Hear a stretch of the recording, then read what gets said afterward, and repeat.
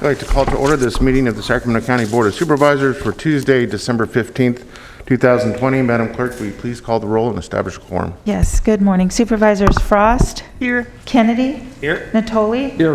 Peters? Here. Cerna? Here. And you have a quorum. Thank you. This meeting of the Sacramento County Board of Supervisors is cablecast live on Metro Cable 14, the local government affairs channel, on the Comcast, Consolidated Communications, and AT&T Uverse cable systems. The meeting is closed caption and is webcast at sacmetrocable.tv. Today's meeting will be repeated Friday, December 18th at 6 p.m. on Channel 14. This meeting is also broadcast live on KUBU Radio on 96.5 FM. A DVD copy is available for checkout from any local library branch. Great, thank you. Would you please rise and join me in the pledge?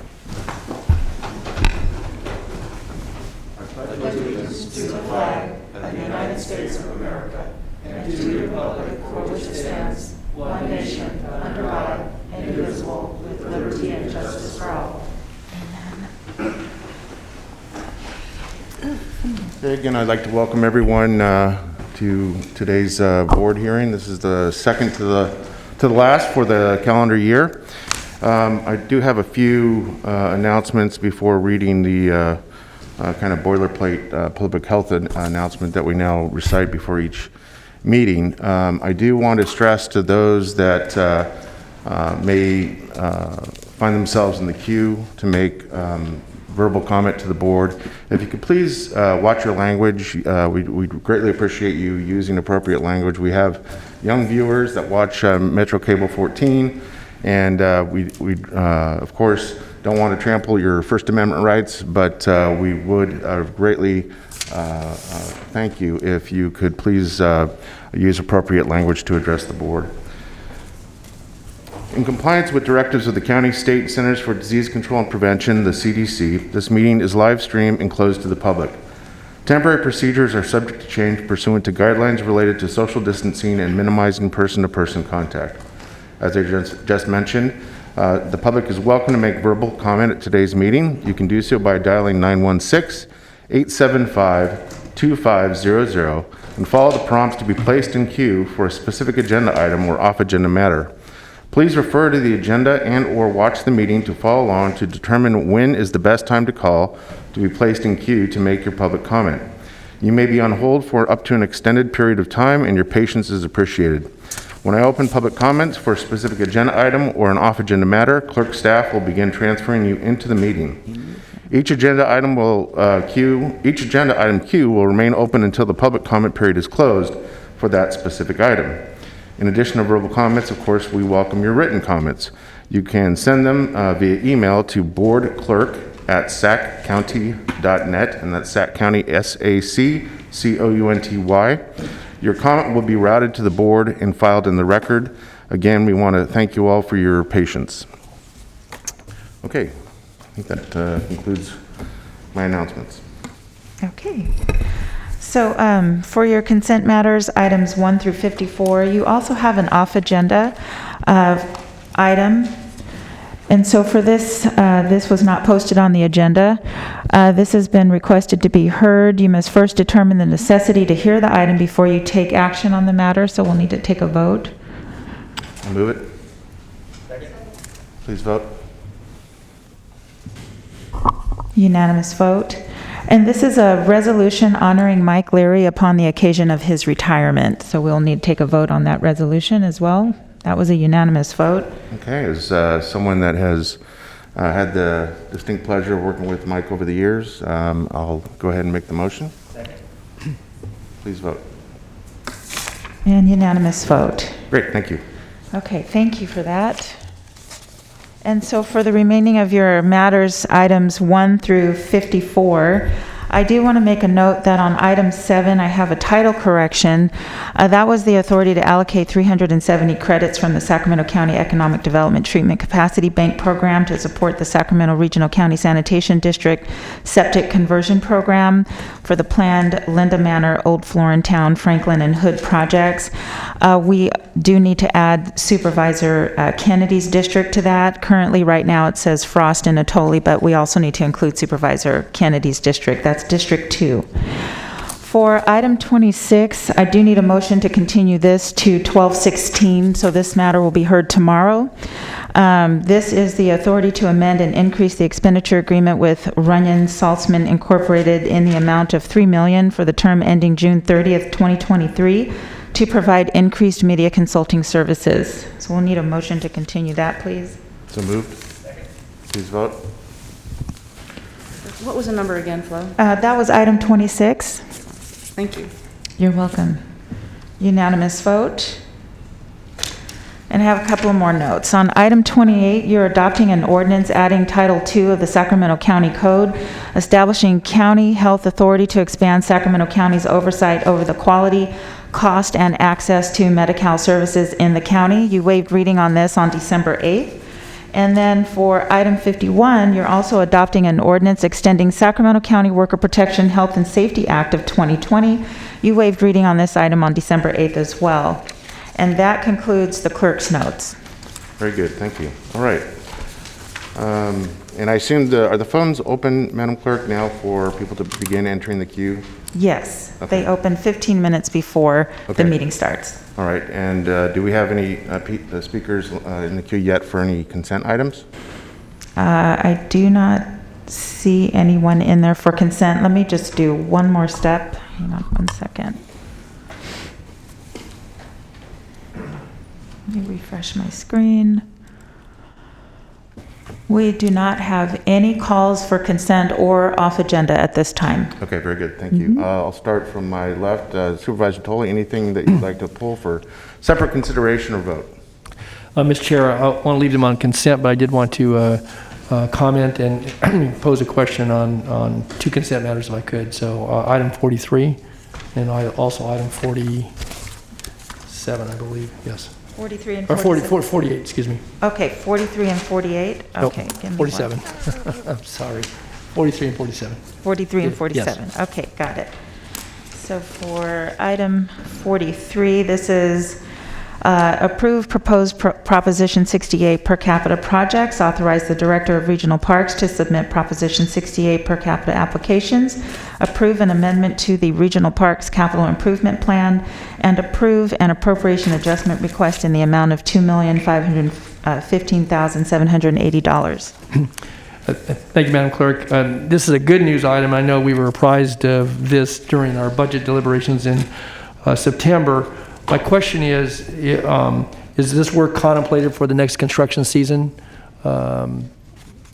We have some real important improvements in the American River Parkway, Discovery area, FEEA, Gene Harvey roof replacement, which has been talked about for a couple of years and very important project.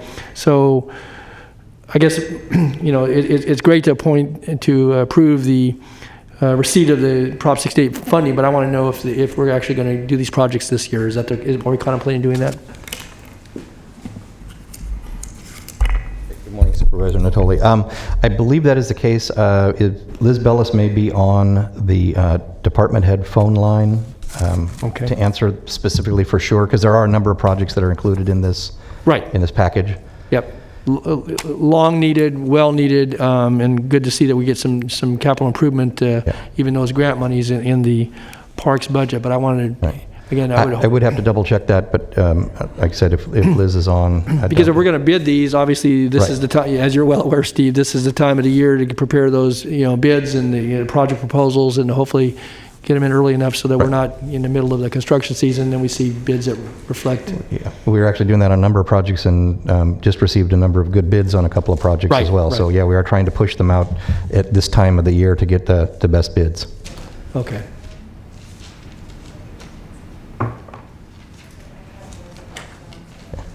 Okay, great.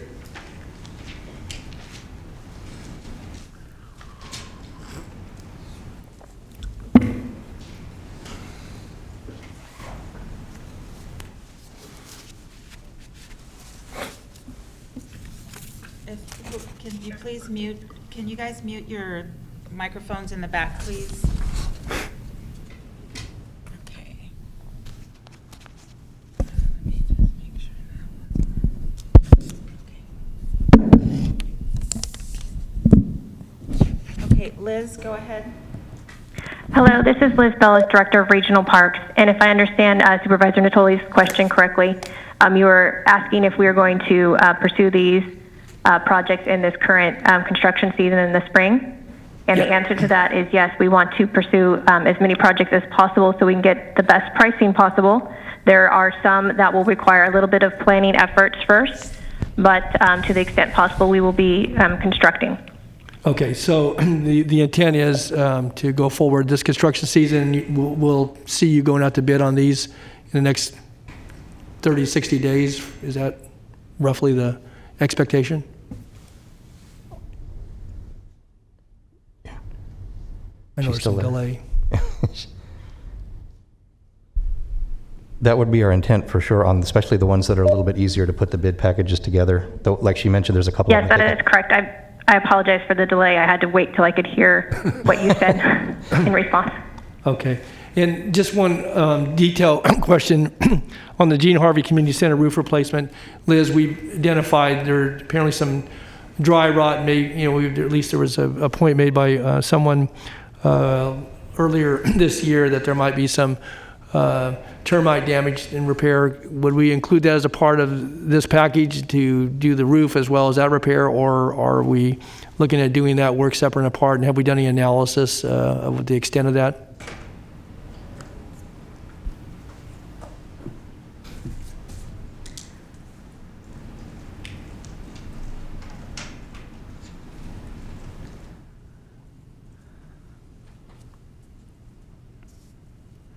To answer your question about the termite damage, we have already initiated the repair work on the termite damage. Okay, very good. Okay, thanks. Again, kudos to the work on this. It was great to get the grant funding. So.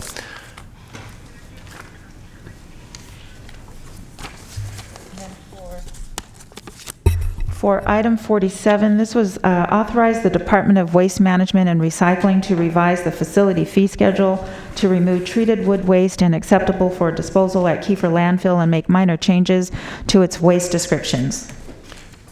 I have no problem with the item. I guess the issue that this, at least in my view, raises is that when we talk about treated waste wood, a lot of this wood that is referenced here is used in either landscaping and or in home construction, and it was accepted out at Kiefer up and through, I guess, the end of this month, and because of some change, sunset in the law that authorized that, now all of that waste, whether it's in new construction or in remodeling and re-landscaping, has to go to a Class 1 facility, which there's only 3 of those in the state. It requires a licensed hazardous waste contractor. This material you can go buy right off the shelf in any home improvement center.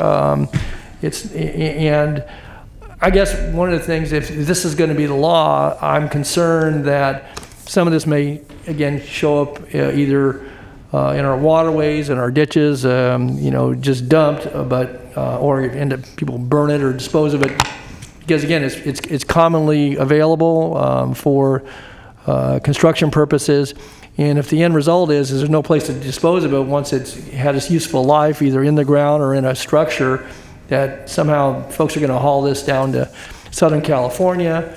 People do a lot of home improvement projects with this wood, and I guess I'm curious, maybe legislatively, and maybe this is for not so much for solid waste, but that we take a look at this maybe with our other surrounding jurisdictions, because again, if this is going to be made available, and it is general public for construction purposes, and now it's being declared basically a Class 1 waste material, then there's a disconnect, because again, if we can't properly dispose of this, and whether it's at Kiefer or somewhere in other landfills, I think it's going to put us in a position as a community where we're going to this is going to show up dumped on the roadside, or elsewhere. People are just going to dispose of it and throw it into their construction waste disposal and so forth. So I guess I want to raise that issue, and as I look at this, I think it's a bigger issue, and again, we're doing what the law is requiring, and so again, there's no problem with the item here today, but I think it presents a pretty big issue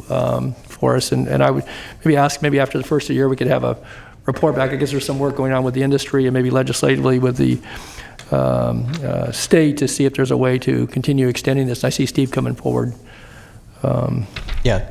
Just a quick update on that. Yeah.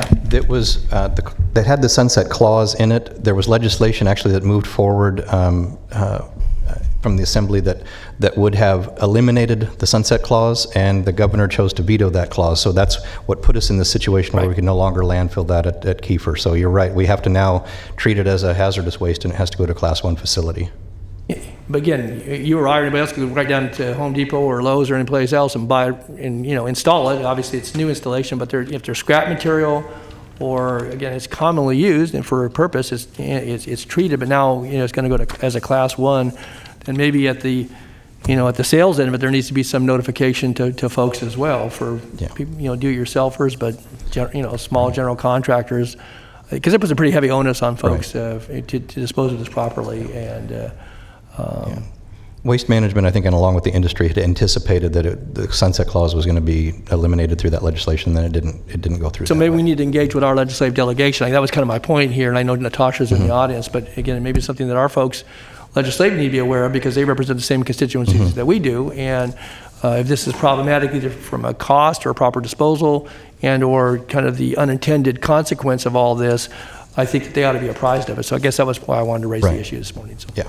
Okay, good. That's all I have, Mr. Chair. Thank you very much. All right, thank you. Supervisor Potts, anything? Yes, I would like to just make a comment on item number 6 and congratulating the Women's Commission and thank them for all their hard work working up to this point. I would also like to pull item number 51, or maybe not pull it, but just go on record as a no vote.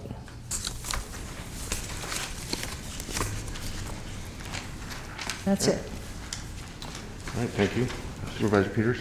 Thank you. I'd like the clerk to note that I'm recusing myself on item 3 and a no vote on 51. Thank you. Thank you. Supervisor Kennedy? Thank you. No need to pull 45 and 46. I just want to thank staff. These two items will not only improve the quality of life in the Florin area. Do you want to have the clerk read them? No, I'm just real quickly, just want to thank staff that this is a quality of life and a safety issue with these streetlights and the road improvements. So thank you very much. It's been a long time in coming. Number 52, I will have pulled, I'm not pulled, but read. Item 52 is this is the department head call. Item 52 is the ratification of appointment of Courtney Bailey Canelos and Doug Sloan to the Equal Employment Opportunity Advisory Committee. Thank you. And this is just, I have no doubt that Courtney and Doug will be fine members of the advisory committee, but asking the CEO in the future to maybe consider diversity when making appointments to a body like this. Thank you. Okay, thank you. If the clerk could read item 44, please. Yes. And I want to give you an update, Mr. Cerner. We do have 2 callers for agenda item 6. Okay. Okay, so you said item 44. Yes. This is the Metro Air Parkway and Interstate 5 interchange. Approve the amendment, the 5th amendment with Mark Thomas and Company in the amount of $29,876 for engineering services. Okay, I don't have any substantive issue with what action we're being asked to take today on this, but it does remind me that I believe our initial intent was to have the interchange complete by the end of this calendar year, and living very close to this project, I know that that's not going to be the case. So I don't know if Mr. Hartwick wants to come to the podium and give a brief update on timing, but obviously this piece of infrastructure is critical to the success of Metro Air Park. The sooner we get it done, the sooner we can really take advantage of the development potential at the 1,900-acre site. Absolutely, and they had some issues early on with the project. We had some endangered species that had kind of moved into an area that required that we basically not construct in certain quadrants of the interchange, so that slowed us down, and there was a pretty high groundwater table for a fairly long period of time into the construction season. So we do have All of the roadways, including the ramps, paved up to the structure, and they are able to work on the structure throughout the winter, so they are in that mode, as you've seen by the false work and that's over the freeway. They are making good progress on the structure. Anticipate early spring that being ready to go, and as soon as we get weather to be able to pave out the rest of the structure, the top of the interchange, we'll be ready to open that up. And following closely on the heels of that is the auxiliary lanes project that is between 9970 and the Metro Air Park interchange, so that we can get the auxiliary lane in there as well with some grant funding that we were able to secure, and again cut cost to the county itself by achieving that grant money. Thank you. Do we have any expectation of future I-5 closures, or are those are all done now? There will be one to take the false work back down, and it likely be done just in one evening or possibly two. That'll be rotating lane closures? Yes, and it'll be done middle of the night. We use the ramps to be able to detour around the interchange. Gotcha. All right. Okay. Very good. Thank you. Appreciate that. Okay. Let's hear from the public then, Madam Clerk. Okay. Item 6. Please transfer the callers for item number 6.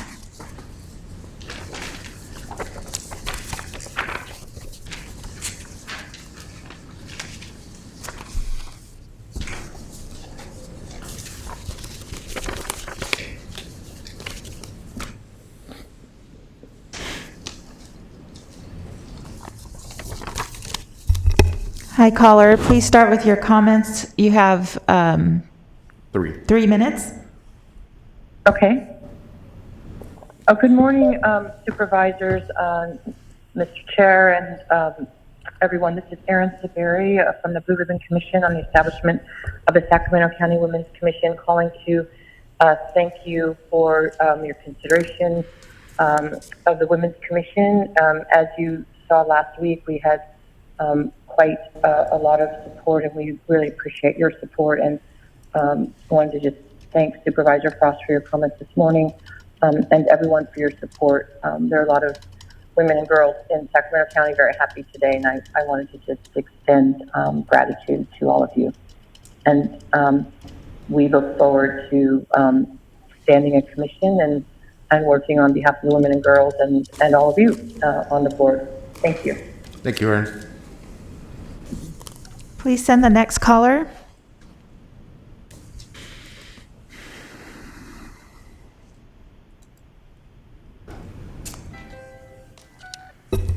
Hi, caller. Please start with your comments. You have 3 minutes. Hi, I'm going to make this quick. My name is Tanya Lindsay. I'm from District 3. I just want to thank you for considering establishing a Sacramento County Commission on the status of women and girls.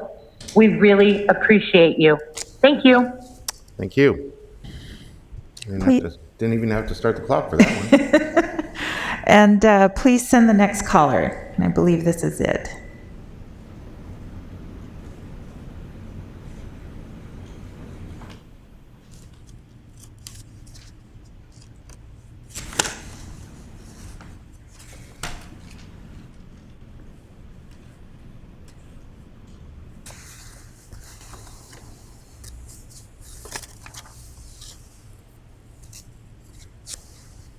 Oh, the last call hung up. Sorry about that. Oh, here we have it.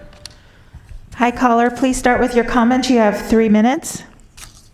Hi, my name is Marty McNew. I live in Elk Grove, and I'm also a member of the Blue Ribbon Commission for the establishment of the Commission on the Status of Women and Girls in Sacramento County. And I would just like to echo Erin's comments and to thank you very much for considering this matter. Thank you. Thank you. Okay, so I believe, let me just do one more check. Okay, it looks like there's one more person in the queue. All right. Please transfer that, they just grabbed that person. Hi, caller. Please start with your comments. You have 3 minutes. Thank you very much. Good morning. I'm Bernice Baste Martinez. I am serving as a member of the current Blue Ribbon Commission, and I just wanted to take a few seconds to say thank you to all of you supervisors for the support and the vision to consider the establishment of a Sacramento County Commission on the Status of Women and Girls.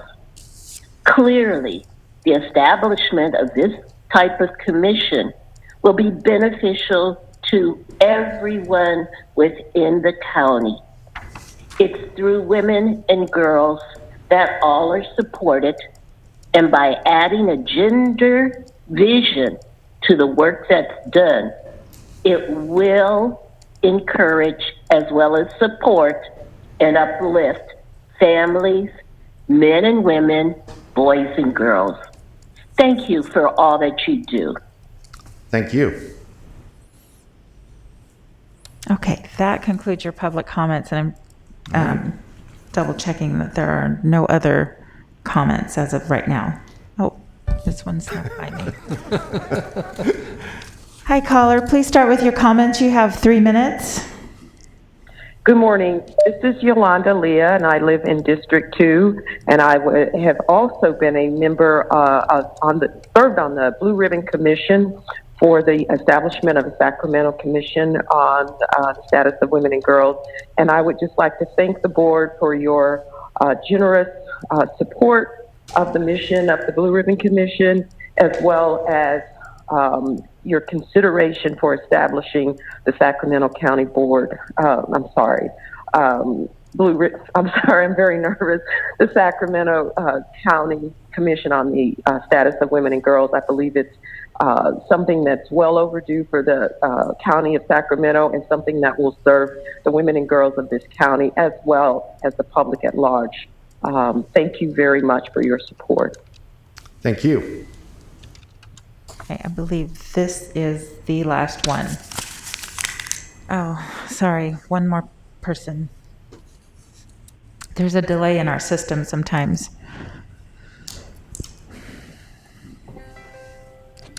Hi, caller. Please start with your comments. You have 3 minutes. Hi there. My name is Dina Howard, and I am in Susan Peters District 3. I just wanted to thank you so much for considering the Commission on the Status of Women and Girls. I am a huge supporter of this idea. I've been involved with and studied commissions around the state and think they do great work, and it's incredibly exciting that we hopefully are going to have one here. So thank you. This is great, and I feel like it really elevates our county and our caring for all of its population, and especially the women and girls. So thank you very much. Thank you.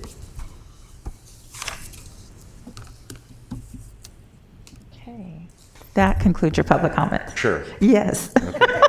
Okay. All right. I want to thank all the speakers that just called in on item 6, the establishment of a commission on the status of women and girls. I will say that this is something that I think, as some speakers have mentioned, and those that have taken the time to write, is long overdue for the county of Sacramento. And we're one of the last large counties in California, actually, not to have one. So I think the commission is destined to do great work. And I really want to thank all the members of the Blue Ribbon Commission that I established about 1.5 years ago. And I believe the commencement of work was about 1 year ago, that the commission undertook to really do an incredible job, a thorough job of researching what other jurisdictions have done or are doing around the state of California, as well as conducting multiple listening convenings, and really doing tremendous outreach so that not just the members of the Blue Ribbon Commission, but certainly the public in general has a good understanding of what the opportunity is that presents itself with the establishment of this type of commission. So again, thanks to everyone involved, and I look forward to an affirmative vote this morning on that. All right. Any other comments or questions about consent? If not, entertain a motion. Move consent. Okay, it's been moved by Supervisor Kennedy and seconded by Supervisor Frost.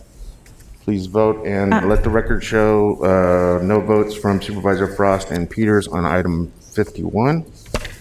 Was there any other note? So Supervisor Peters recused from item 3. Frost and Peters recorded a no vote on 51. And then on 26, you already took that up. And then you also are including in your consents your off-agenda matter. Great. And that just so that we have a clean record, I think if someone could make the motion that didn't vote no or didn't recuse and second that, that would, I think the second part is okay. I'll second. Okay. Okay, it's been, That would just make it record will clean. show the motion by Supervisor Kennedy, second by Supervisor Natoli. Great, thank All you. right, please vote. Unanimous vote. All right, thank you. Congratulations. We have a Women's Commission. Excellent. Okay, so for your first timed item, at item 55, this is your homeless response update and weather respite planning.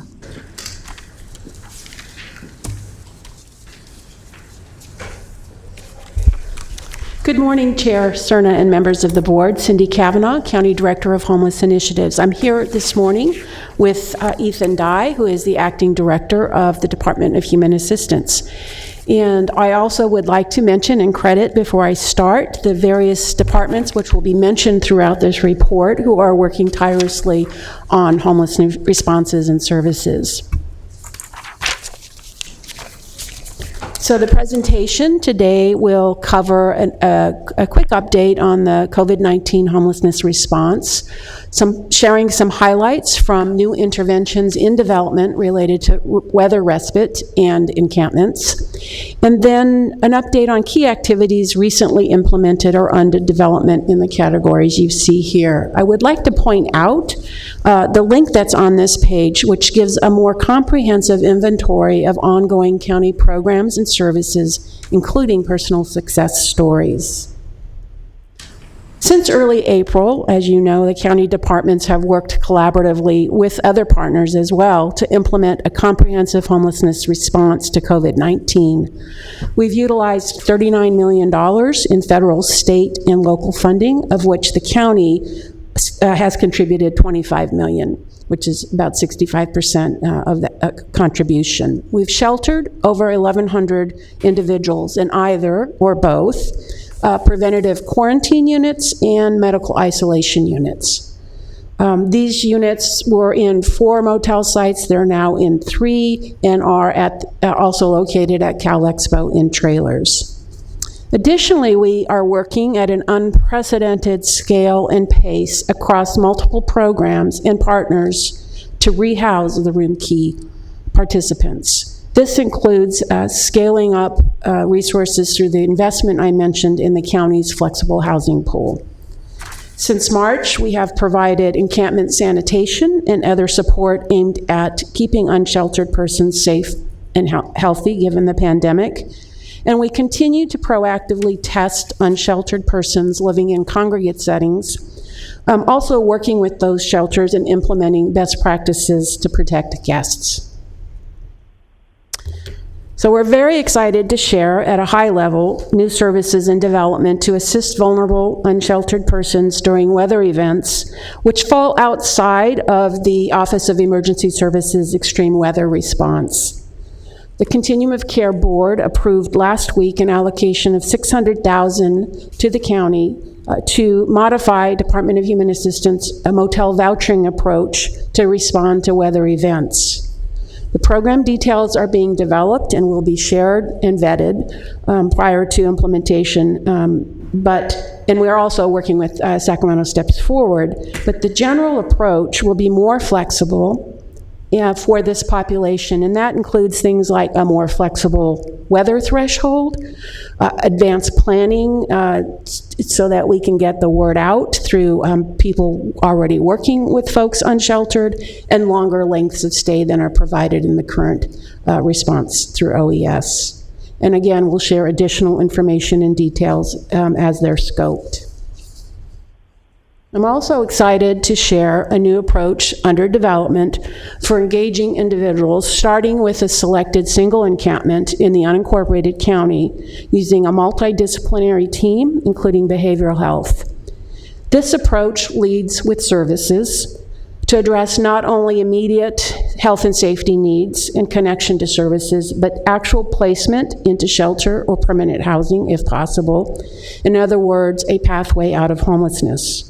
Again, while details are still in development, our intent is to develop a scalable approach that addresses broader neighborhood impacts and concerns as well.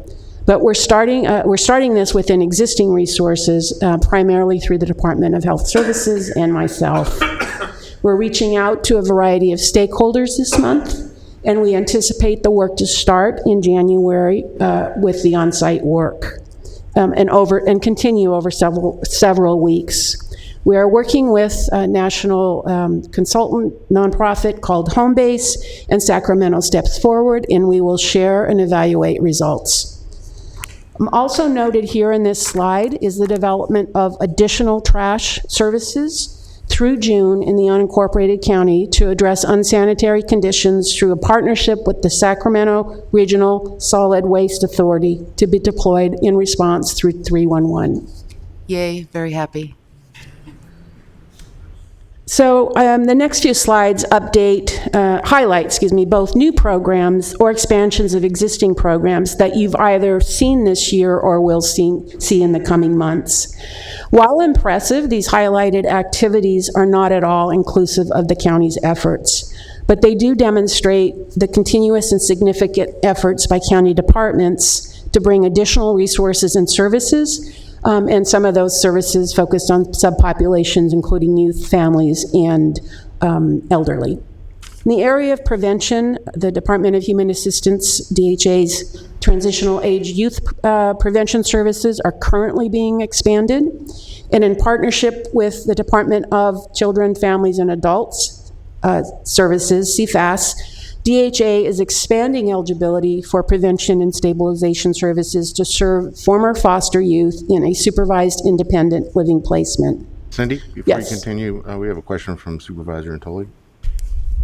Yes, Cindy, I don't want to interrupt the flow of your presentation, but when you opened this part of your presentation, you talked about more services for families, and I trust you know we've received some communication recently, certainly from Loaves and Fishes, but also from other interested parties regarding that. And as I read through the slideshow and you're walking through this, again, it was hard for me to decipher, how many families we're serving at any point in time. And that may fluctuate to some degree, recognizing there's different elements, both, sheltering for weather, sheltering because of the pandemic and exposure to COVID, also transitional and so forth. So as you go through this, if either you or Ethan can give me some sense about where we are with families. We've had this conversation, as you were well aware, many times before this body as it relates to, individuals and certainly, subsets, as you said, whether it's elderly, veterans, women, children. What I want to have an understanding before we leave here today, if at all possible, what we have available right now, tonight, for families. And in conversation I had as recently as yesterday after my briefing with Ann, I'm given to understand we've had some pretty powerful testimony before this board in years past, and I trust we may even have some today, from folks who, have sheltered in their cars, families living in vans. And last night, I had to go outdoors about 11 o'clock, and it was freezing cold outside. And I'm thinking, I go back into a warm house. I can turn the heat up if I want to. I can, use the facilities if I need to. I can go to the refrigerator. And for folks that particularly have children, young children, but for anybody, but I'm focused on families here. And my question, and kind of my leading up to it, is, it really, weighed on me last evening, but certainly coming into the hearing this morning about where are we with families today? What can we do by virtue of anything we can direct, certainly in the work that you're bringing forward, what we are doing. And so I'm not taking anything away from that. I know we work very hard, and certainly Human Assistance and our partners, but I wanted to have a good idea of kind of what you think the unmet need is out there with families, because that's one of the things that was brought to my attention. I wanted to share this briefly, is that In a number of cases, the person I talked with, who I believe has some insight into it, is that some of the families are really hunkering down because they're concerned, one, that if they come forward, they may lose their children, their family may be separated, that there's some slowness in response. So if I come to you, but the shelters, the vouchers are out or whatever, I can't get served. So what's the purpose in doing that? And so I guess I want to get some sense as you go through this beyond just the kind of the areas that we're working on, where we are with families. Is there more that we can do, not just COVID related, but certainly related to, I think, weather conditions and families, women and children, men and children, men and women with children that are, living, either, and some of them maybe in encampments, but, I think a lot of them are living in their cars or maybe in somebody's garage or whatever. But I'm concerned about that, and that, it's something we continue to and need to focus on, because a lot of this is not necessarily directed at families. And I'm interested even in having a conversation. I have no idea where we are at Mather Community Campus. I couldn't tell you today whether we have 40 families out there, 50 families out there, 10 families out there. Since we had a discussion about change in operation out there, I have no idea. And I could ask the question, I will ask it, but do we have some capacity that we could ramp up during the winter to make some accommodations for additional families out there at Mather? If I could start with a response and then maybe complete, and then see if anyone else wants to add. So we did have a conversation with representatives of Loaves and Fishes yesterday regarding the information we were receiving, the same as yours. Mr. Smith mentioned he's yes, got it. And I would like to start with, there are a variety of programs, and I think one thing that might be useful is to return with that listing, but probably more important is the standing invitation that DHA has made when those families are identified to reach out to them, because they will do everything they can to prioritize and find a place. It is probably more useful, that approach, than to give finding folks the whole list and having them call. So what we learned in that conversation, and we hope to learn more, and frankly we invited collaboration on solutions, because we did hear the same things. There's families in hiding, which they aren't aware of where they are. There are families with the fear of congregate. How can we collaborate to really break down those barriers of that fear, or of that of not wanting to go into a congregate setting, because we have other settings that we offer. And so that was an important conversation to have, and we will have more with additional partners within that campaign. But I think that is probably, there is an absolute commitment to have no children unsheltered. And there are a variety of approaches to do that. So I will continue with the presentation, and then happy to have more conversation on that. Maybe bring it back to that. Okay, yeah. Again.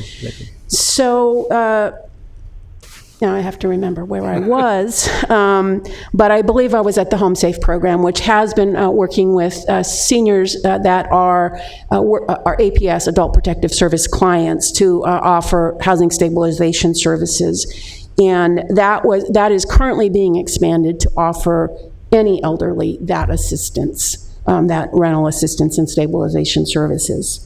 And then finally, just a brief update on Sacramento Housing and Redevelopment Agency's prevention work. They are currently processing over 2,400 applications for rental assistance in the unincorporated area.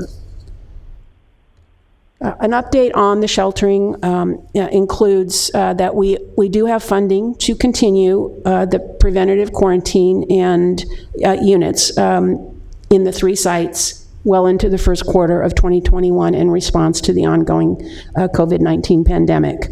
And I will note that, taken with the weather respite, this is a significant increase from past years during these winter months. Additionally, I should also mention that the medical isolation is under current discussion. That is operated by the city at the Cal Expo trailers. They were set to close mid-December. We are figuring out, we were going to transition them to another site, but we're figuring out how to continue that specific site to take on medical isolation.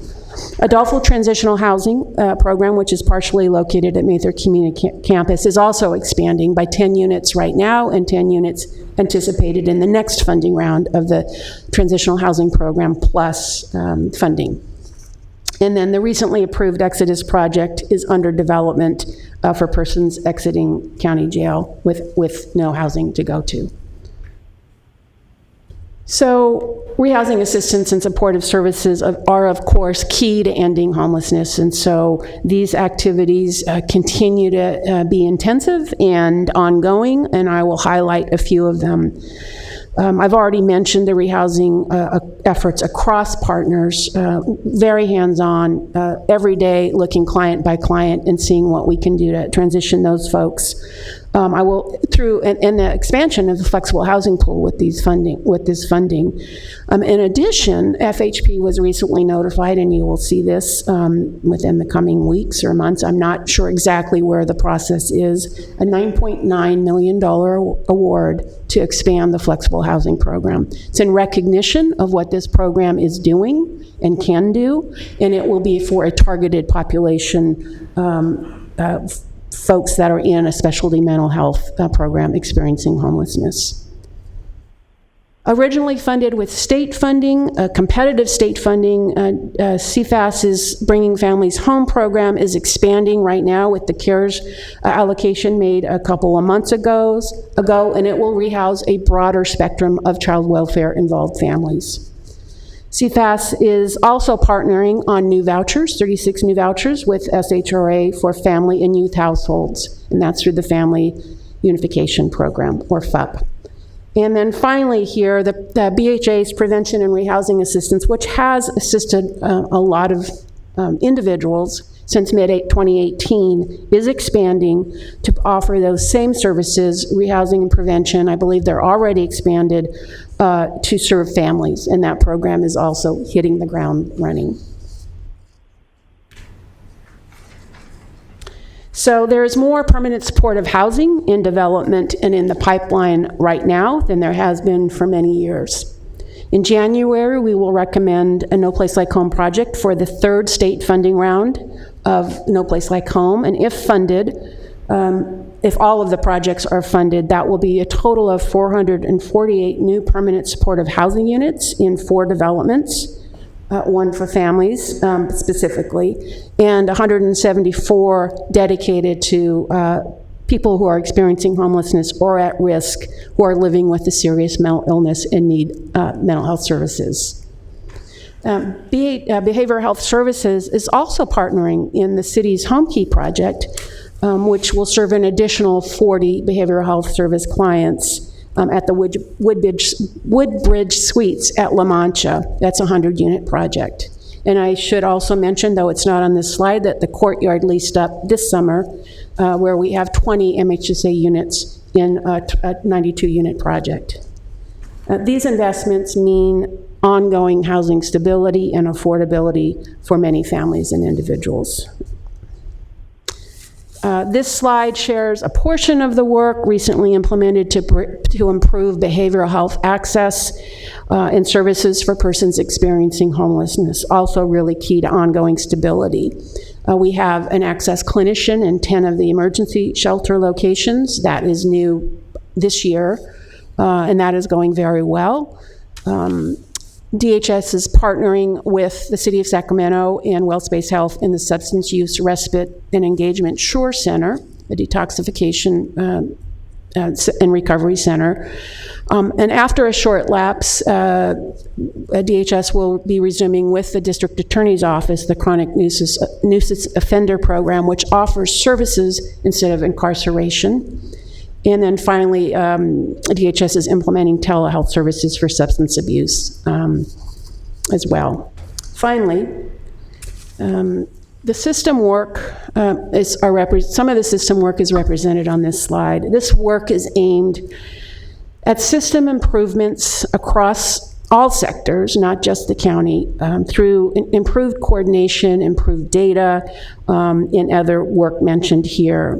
For example, well, this is a sort of a news update. There will be a modified point-in-time count in January. Typically, we would do a large unsheltered count. It will be modified so that 2,000 volunteers will not go out on the street, but they will use homeless management information system data. They will use their by name list, and there will be limited field surveys. Is that part of the waiver application?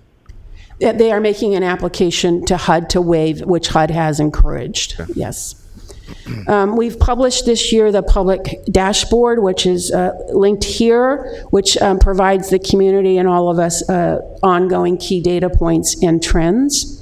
And that is the first that we've had access to that information. We've relied on the one-time every other year point-in-time count. This gives more real-time information.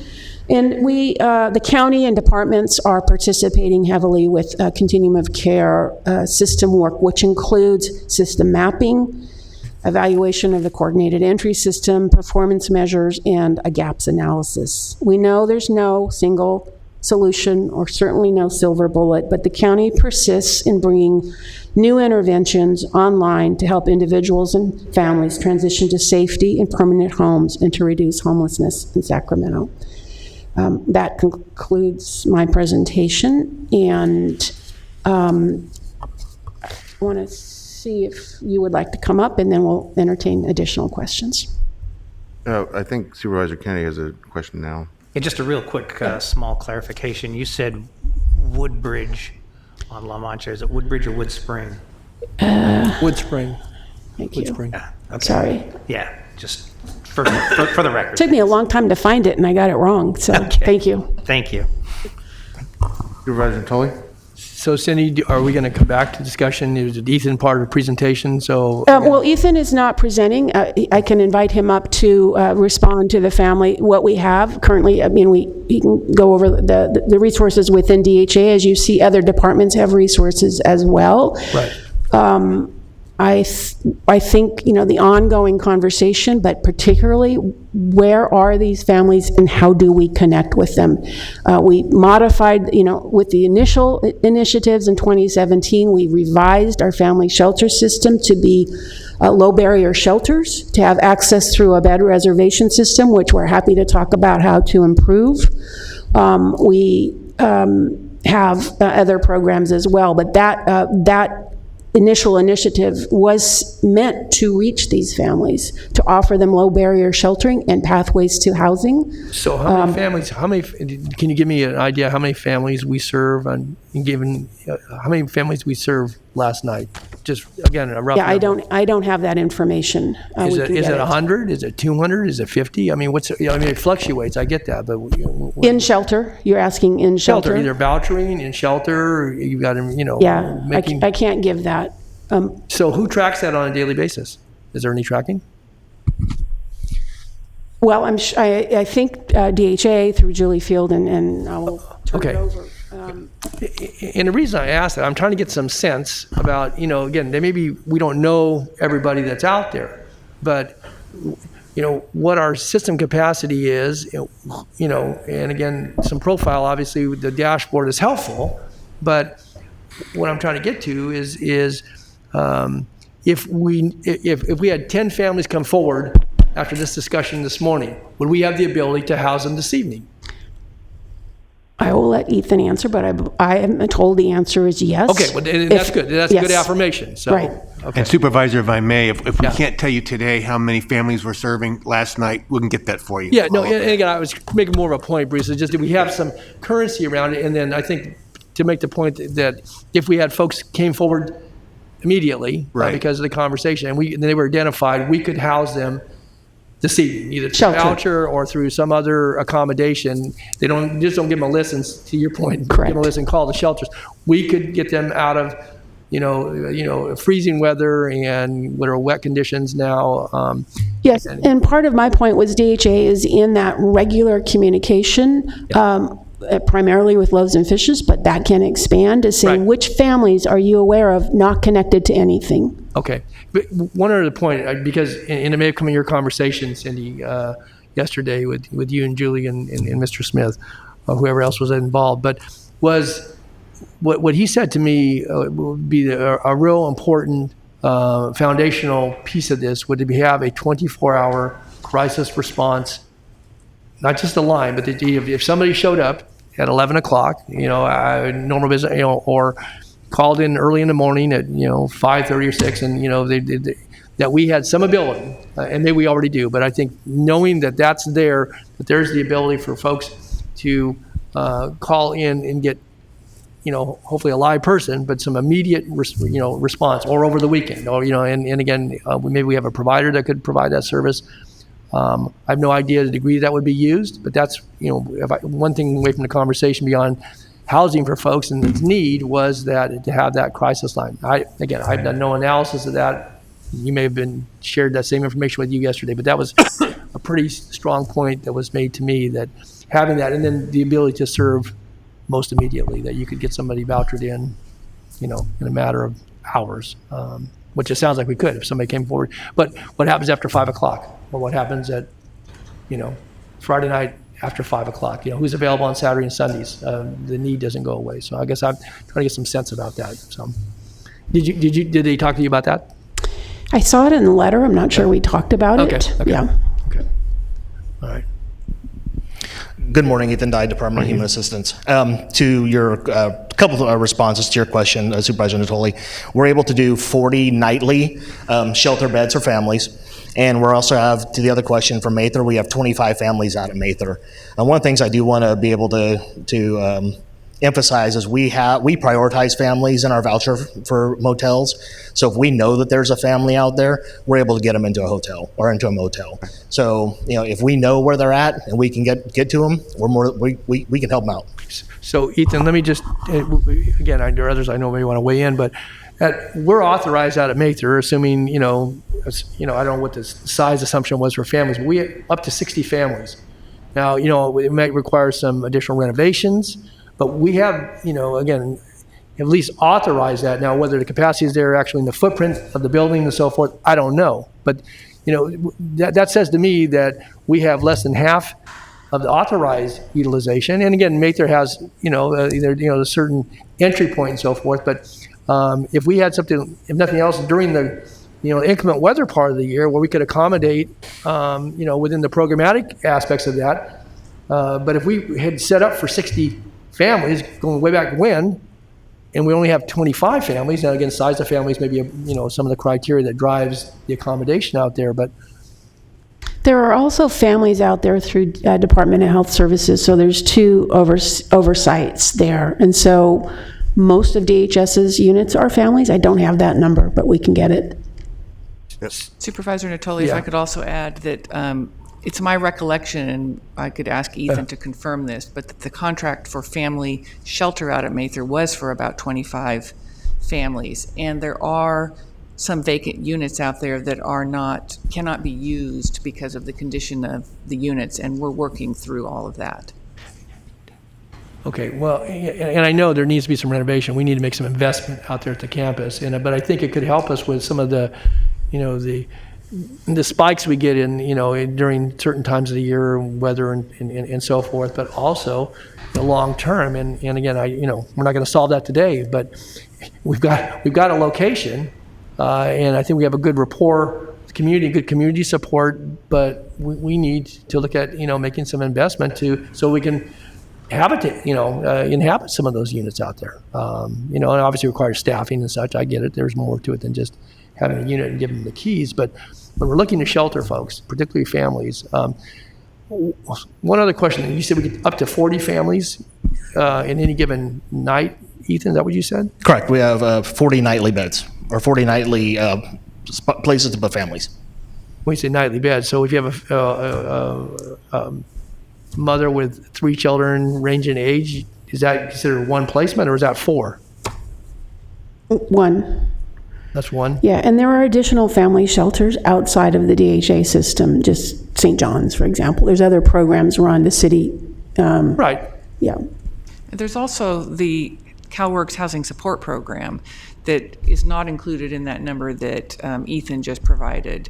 So we provide housing subsidies and rental assistance and motel vouchers for CalWorks families who are in the housing support program. And that's, I think, adds a significant number, and we can certainly get back to you on that. Supervisor Tully, can I jump in? Sure, go ahead. So I appreciate the alphabet soup of all the programs that have been mentioned that are intended to help families, but quite frankly, what we're hearing from, at least I'm hearing from my constituents, is the need for emergent services. So given the cold weather, with all due respect, I'm hearing about great programs, but it sounds like these are programs that are going to take time to get people actually into some of those units, instead of being able to be nimble enough to secure shelter when we know that tomorrow is going to be 39 degrees. Right. So tell me about what we have in our inventory that can be that responsive. Sure. Cindy, if you'd like, I can just fire off some things and then you buffer it up.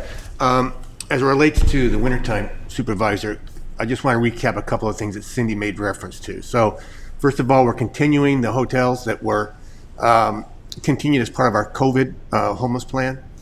Not all 4 of them, but 3 of them. In addition to that, we have the additional opportunity for hotel vouchers that Cindy mentioned, with the additional funding that we just learned about from the continuum of care. The trailers are also being expanded out at Cal Expo. The latest date I heard on that was through February. Expanded or preserved? Because I thought preserved. Wrong word.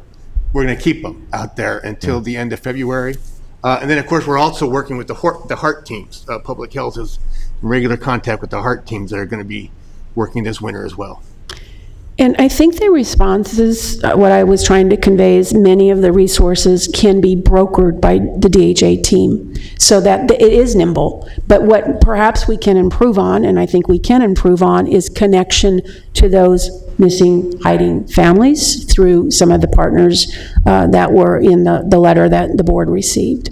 We are in close relationship to Loaves and Fishes, and how do we make sure that folks know this service to help those families who are a definite priority, and they are available. So it's not, maybe it's not on a weekend, but typically these are things you have some time to plan for with the communication. And so yes, we can improve. I'm not saying we can't, but I think that is the approach that makes it nimble.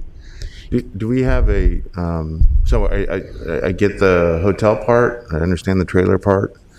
Do we have any sense of other creative temporary reuse of group quarters, group quarter space in the county? And I'm thinking, dormitories of any type. I mean, I understand that it's one thing to propose a temporary shelter system when the weather gets bad, when you're not in a global pandemic. It's another when you are.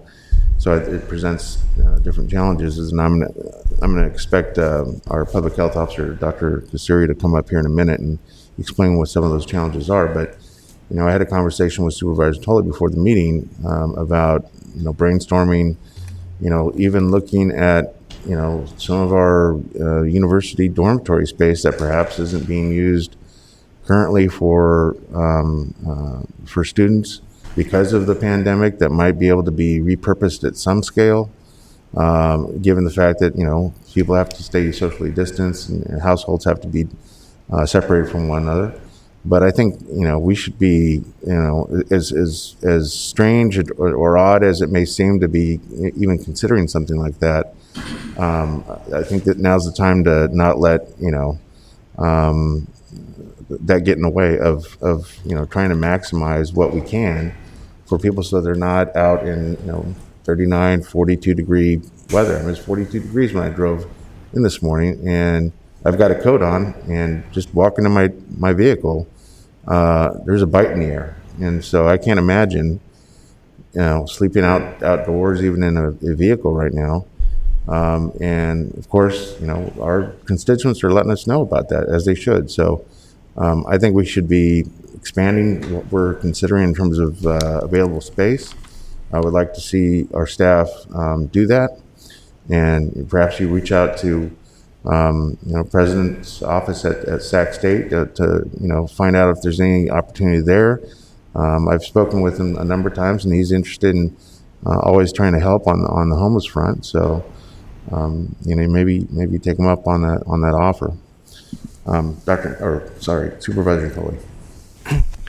Almost promoted you. Yeah, just kind of bring it back then. So you mentioned St. John's. Are we purchasing any bed space from St. John's? I believe they have a partnership with Health Services, yes. But not purchasing space. Well, they provide funding for services, yes. So if I can just be clear, then if whether it's today, tomorrow, next week, during the holidays, throughout this winter, if we have families that present themselves, and certainly I think we're going to have to break down maybe some of the barriers, and I reassure folks that we're not going to they take their children from them because of them living in their car, or if they have some. We've had programs if somebody has an outstanding warrant. We're not jailing people for misdemeanor warrants generally at this point in time. That they're not going to, the kids are not going to enter the child protective system, and they're going to go to jail. I mean, some of those things that again can be communicated fairly and recognizing individual circumstances. But if families present themselves, mother, father, guardian, and they have children, minor children, 18 and young, or 17 and younger, that we will find them a place to stay. Yes. Okay. And I appreciate that. That's important. And then secondly, I wasn't certain, but what happens after hours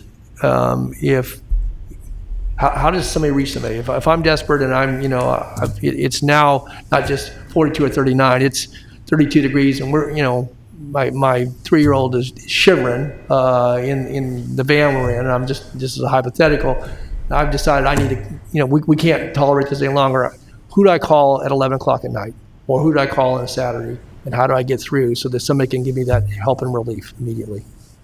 I can't answer that right now. I would say 211 is available. Obviously, county staff is often available, and if they know something's coming, they are available during weekends. Their ability to build some capacity without overwhelming ourselves and recognizing that that's only a piece of it, but getting a hold of somebody that then can triage that. That's my point. I mean, because they're probably not going to go to the police, and they may, and they may be suspect of others in the system. But there's a way to be responsive when people are, and I think what happens with the outreach through DHA and the motel vouchering program as it exists now and will be expanded, the outreach folks of people on the street, including law enforcement, but others, have this resource, know this resource.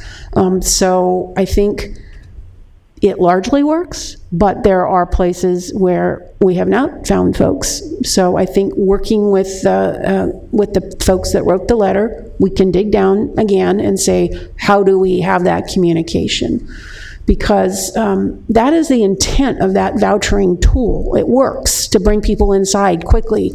It's in the hands of people coming across people. And so expanding that will be a good thing, but I think there's more work to do, as you've pointed out. Okay, so just let me leave it with this for now then. I guess I would offer a suggestion that if there's a way beyond all the good work we're doing, and again, I know there's a lot of it going on, that if there's a way for somebody, on a Saturday or Sunday or a holiday, or in after hours, a family in need, I mean, others in need obviously too, but families in need that needs to get shelter, and the circumstances can be pretty extreme, I would imagine. And is there a way that we can identify at least a point of contact that then could facilitate them getting the assistance? And whether that's immediate or not, I don't know. But I just otherwise you can go for several days, and things can happen. And so Supervisor, I might just suggest that, to your suggestion about a crisis response system, we'll take a look at what we have now, Sure. as Cindy was just saying. Yes. We'll ask the questions about whether or not it meets the need, and we can review what else we might have to do.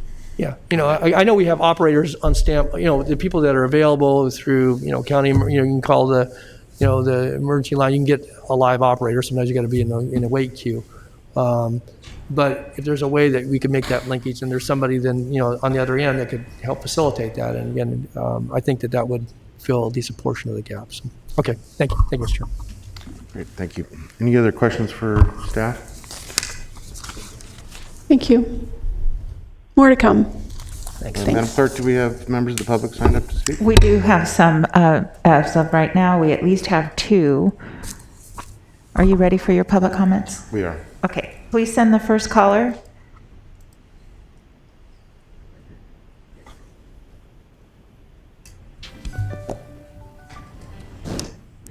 Hi, caller, you have 3 minutes. Please start with your comments. Can you turn the meeting, could you silence the meeting in the background, please?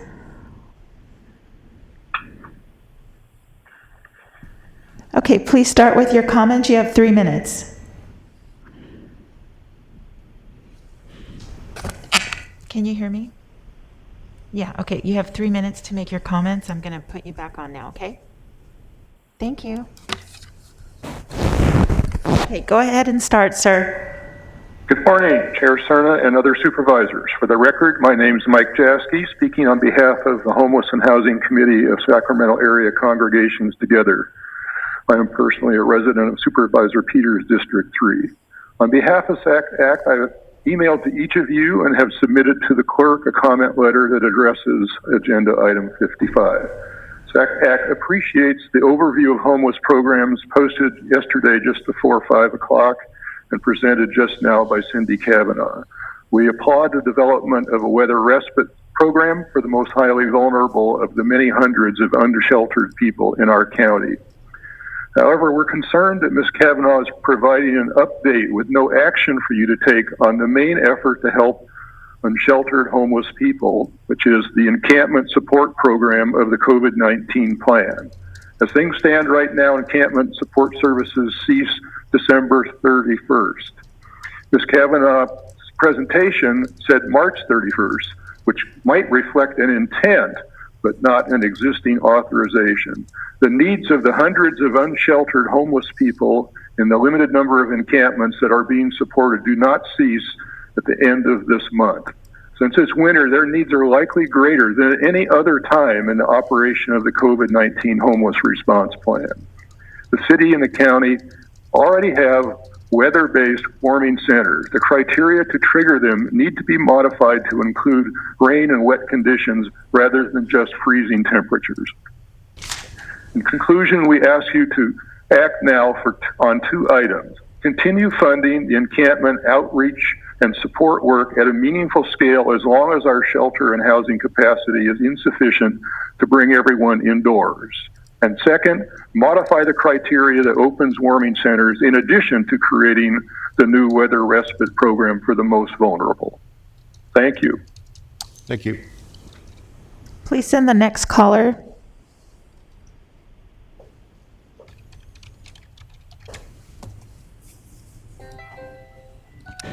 Hi, caller. Please start with your comments. Can you silence the meeting in the background, please? Warming centers in addition. Hi, can you mute whatever's going on in the background? Thank you so much. Okay, 1 second. Okay, go ahead and start with your comments. You have 3 minutes. Hi, this is me. Yes, go ahead and start, please. Thank you. Hi, my name is Ethan Evans, and I'm a member of District 3. Appreciate the update today. I am a former director of Sacramento Housing Alliance. I've been involved in housing and homeless services for quite some time in Sacramento and currently a professor at Sacramento State University in the Department of Social Work. You know, for a long time we used to talk and we were concerned about sheltering individuals and families. And like Supervisor Cerna mentioned, we've seen an alphabet soup of programs, many very effective programs developed to do that. The work of your staff has been phenomenal. They've been creative and worked diligently and hard, particularly in the last several years with both an increase in homelessness and now the pandemic. But more so than any time in the last 20 years, the situation has changed, and what you have is a humanitarian crisis. And like Supervisor Natoli is raising, a humanitarian crisis needs a different level of urgency and more of a command center approach that can access information in a snapshot, that can be deployed in ways that are immediate. And the disconnections among services have made that hard to happen. I want to suggest that with that command center approach, you need to deploy more of a blanket of love over Sacramento. And that may sound odd, except we need your leadership to, one, make this a priority. I think, A, by including this on your agenda every week for the next, 6 months, so that you can have this engaged conversation and be aware and on top of advancements being made. And also so that you can personally recruit thousands of our neighbors to be engaged in a different way to address a humanitarian crisis, not simply to shelter homeless individuals and families. Thank you for your time. Thank you. Please send the next caller.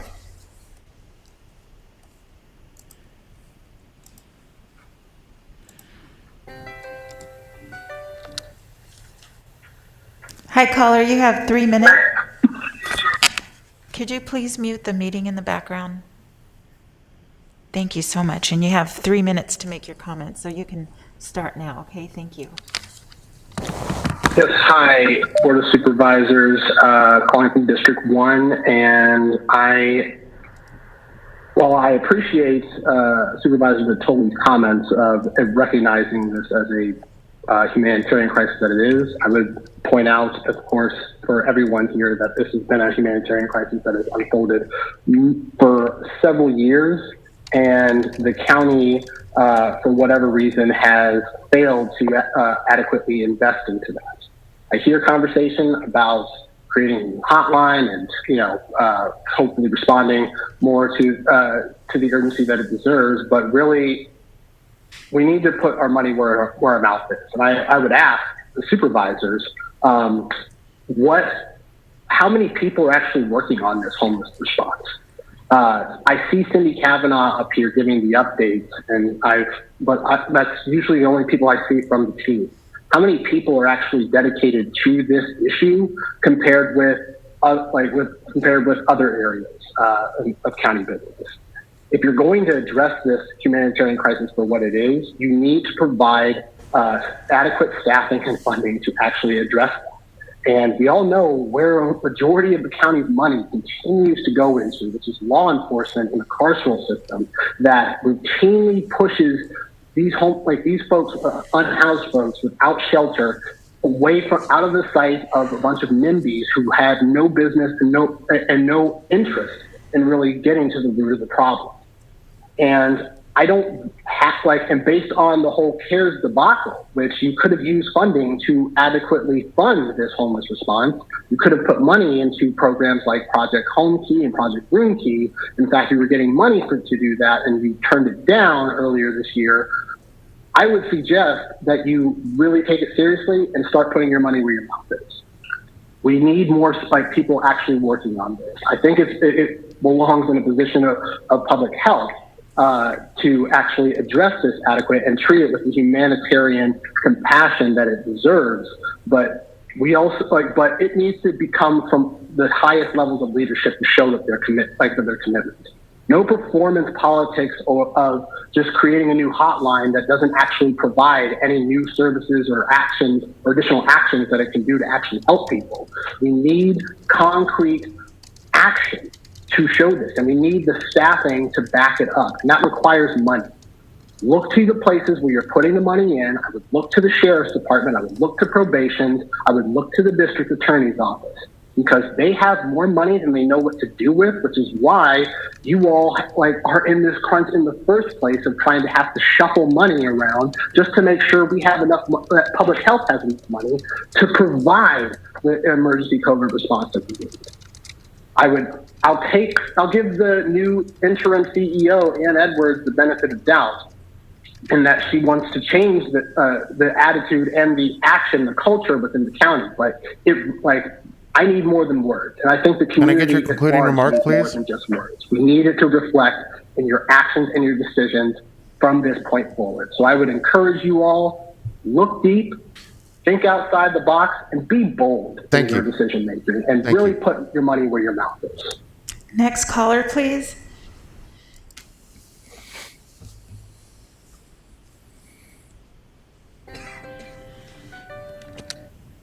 Hi, caller. Please start with your comments. You have 3 minutes.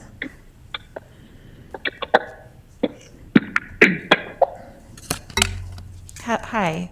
You have 3. Are you ready to make your comments? Okay, just 1 second. You're going to. Okay, you have 3 minutes to make your comments. Please start now. All right, thanks.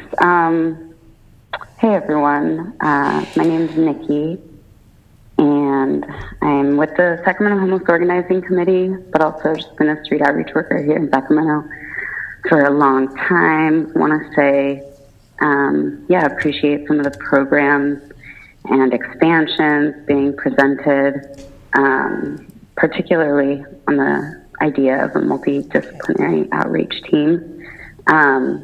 I think a big piece that has been missing from this conversation, or at least only addressed casually or as a good thing, is the way that the HOT team specifically, but also the Sheriff's Department in general, is relied on to be making contacts and continued criminalization. We can't have this conversation without talking about the sweeps that are going on every day.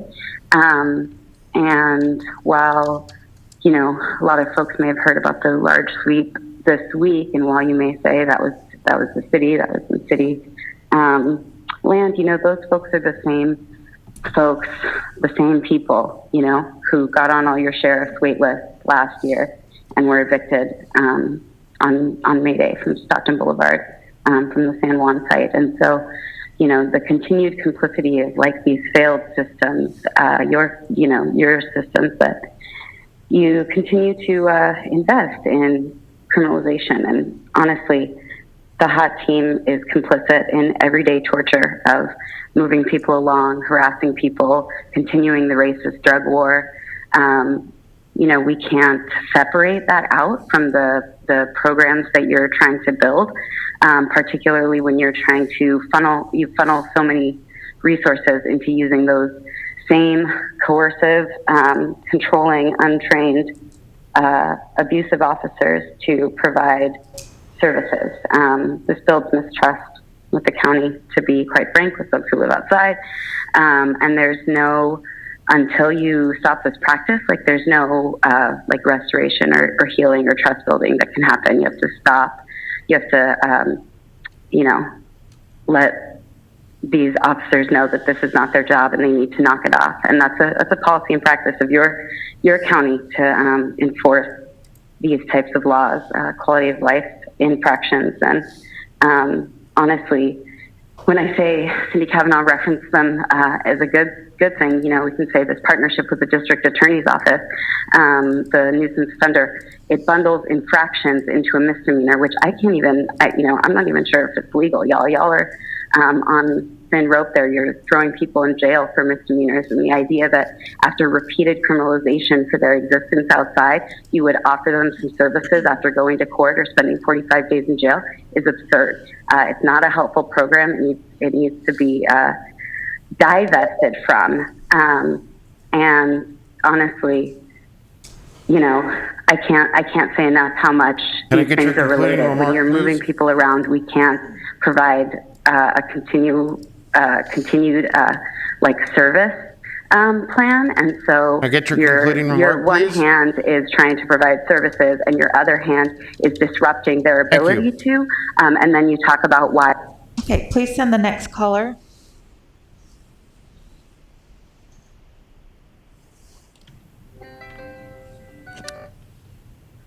Hi, caller. You have 3 minutes to make your comments. Please start. Hi, this is Zoe Kipping. I'm with Sac Soup, which is Sacramento Solidarity of Unhoused People. We're a coalition that started at the beginning of the COVID pandemic, doing direct outreach, serving meals and survival gear to the 11,000 unhoused residents of Sacramento, including 700 children. I was calling to thank Supervisor Natoli for his dedication and his moral conscience on this issue, and for asking tough questions and expanding the conversation and asking a great line of questioning. It's important that we open these warming centers as soon as possible. Even if it's not raining out, people are not dry. They are wet, they are damp, and they are shivering. We see the need as we do direct outreach to people. We really need to reevaluate the criteria and lower the barrier for standing up these shelters. And the more that we can keep these shelters open, the more successful they will be in driving people to them so that they're actually utilized. And it also is a lower cost for you to have to stand it up again and again and again. There are a lot of measures that we can take now with best practices for mitigating the risk of COVID. I would encourage you to purchase HEPA air filters, which are high efficiency air filtration systems that are used in private businesses and hospitals and in our grocery stores and places where we haven't had a ton of outbreaks. You can use proper cross ventilation with windows and fresh air and fans coming in to make sure that particles are dissipating. We can do COVID triage, COVID rapid testing, and temperature checks, and as well as distribution and enforcement of mask wearing. It's also really important that we work with hotels, college campuses that have empty rooms to get people into individualized spaces. I know within Sacramento we have several schools that were shut down during the recession or earlier. I'm thinking of the New Era School or Marshall School in Midtown. That's an empty campus that is owned by a local government agency. Perhaps that could be utilized. And I hope that we can think about, how can our school buses, which are sitting dormant, be deployed to move people into warming shelters or into individualized rooms. And Sac Soup stands ready to provide outreach, provide a warm clothing closet, provide blankets, provide outreach. We're happy to help partner with finding suitable locations that are accessible to people. So we stand ready. That's a standing offer. Thank you. Thank you. Okay, let me just do one more check. And that concludes your public comments for item 55, so we'll be closing that right now. Okay, very good. Thank you.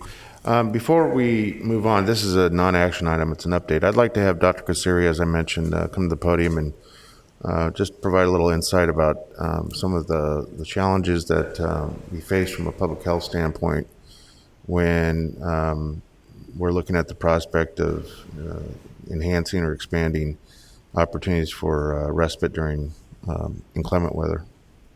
Good morning, Mr. Chair and supervisors. Dr. Olivia Kassiri, Health Officer.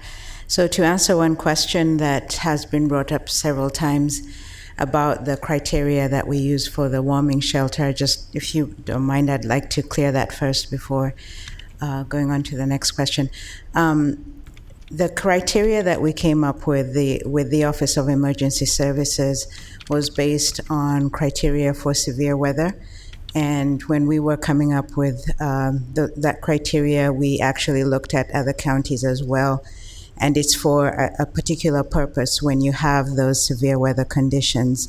I think and what we've been doing with the discussions lately is providing some clarification that this does not preclude being able to open shelters to be able to help, especially when we have inclement conditions, even though they don't meet the criteria, to be able to provide shelter for those that are outdoors. And I've been talking with different groups about what different criteria they can use, such as maybe one day of freezing weather might be enough for them to, as a trigger for being able to open these shelters. So, and actually also when you look at the winter shelters, that's basically the purpose, was to be able to provide warming centers during the cold weather for those that are homeless. And we have been working environmental management and public health. We've been talking with the HEART teams, and there was some hesitation initially because they were not sure whether they could actually provide services with COVID going on, but we've had conversations with them to clarify that they are considered essential services, and also to help them with protocols that, additional protocols that they can put in place to make sure that they keep everybody safe. So to answer the question that you asked about some of the challenges with COVID-19, we've tried really hard during this period to prevent the spread of COVID within the homeless. And I think to a great extent, we've been able to do that. We have had some challenges in some cases, but to a great extent, we've been able to do that. I think the challenge when you open the warming centers is when people are sleeping, they're not going to be using face coverings. So that's one challenge. And then also if you're going to put them, because most of the time the warming centers are in a large auditorium, you're basically bringing a large number of people together in one room. So that does, can create some risks in terms of spread of COVID-19, and that's what we've been trying to work with. We have asked the state to provide us some additional guidance, but right now we are using more of just the protocols that the CDC has put out. But I think one of the solutions, as you pointed out, was being able to be more innovative and finding ways of finding shelter in rooms that might be empty, such as maybe residence halls or some hotels. I know that, I believe that the city is also looking at maybe using more vouchers for that, because that will prevent having to put a large number of people in one room. But definitely, you know, this is something that we are working with the HEART system, the HEART teams, to try and find solutions. Great. Thank you, Doctor. Any questions for Dr. Kasiri? Supervisor Tolan? Yeah, not a question for Dr. Kasiri. I appreciate her, elaborating on, some of the challenges, but also some of the prospects. But one of the suggestions was from one of the callers, and I think it's a good one, and is to have this on our agenda regularly, Mr. Chair. And I think we're getting an update, as we are obviously with COVID and the pandemic, but I do think with regards to housing and homeless, some of the things we've learned about today, certainly I don't want to make bad use of people's time, but I think it does, by having our ability to certainly get updated frequently. And so I would suggest that at least I think it's a good idea to have this on our agenda on a regular basis, at least through the winter months, and to get an update. It may not be as extensive as it was today, but I think to get an idea, of those who are serving, some of the challenges, and where, again, this board may be able to weigh in at different junctures. So we typically have a couple meetings per month, maybe 3 meetings on occasion. Is once a month? I think at least once monthly. Okay. Yes. Yeah. I think that's a good idea. All right. Thank you. All right.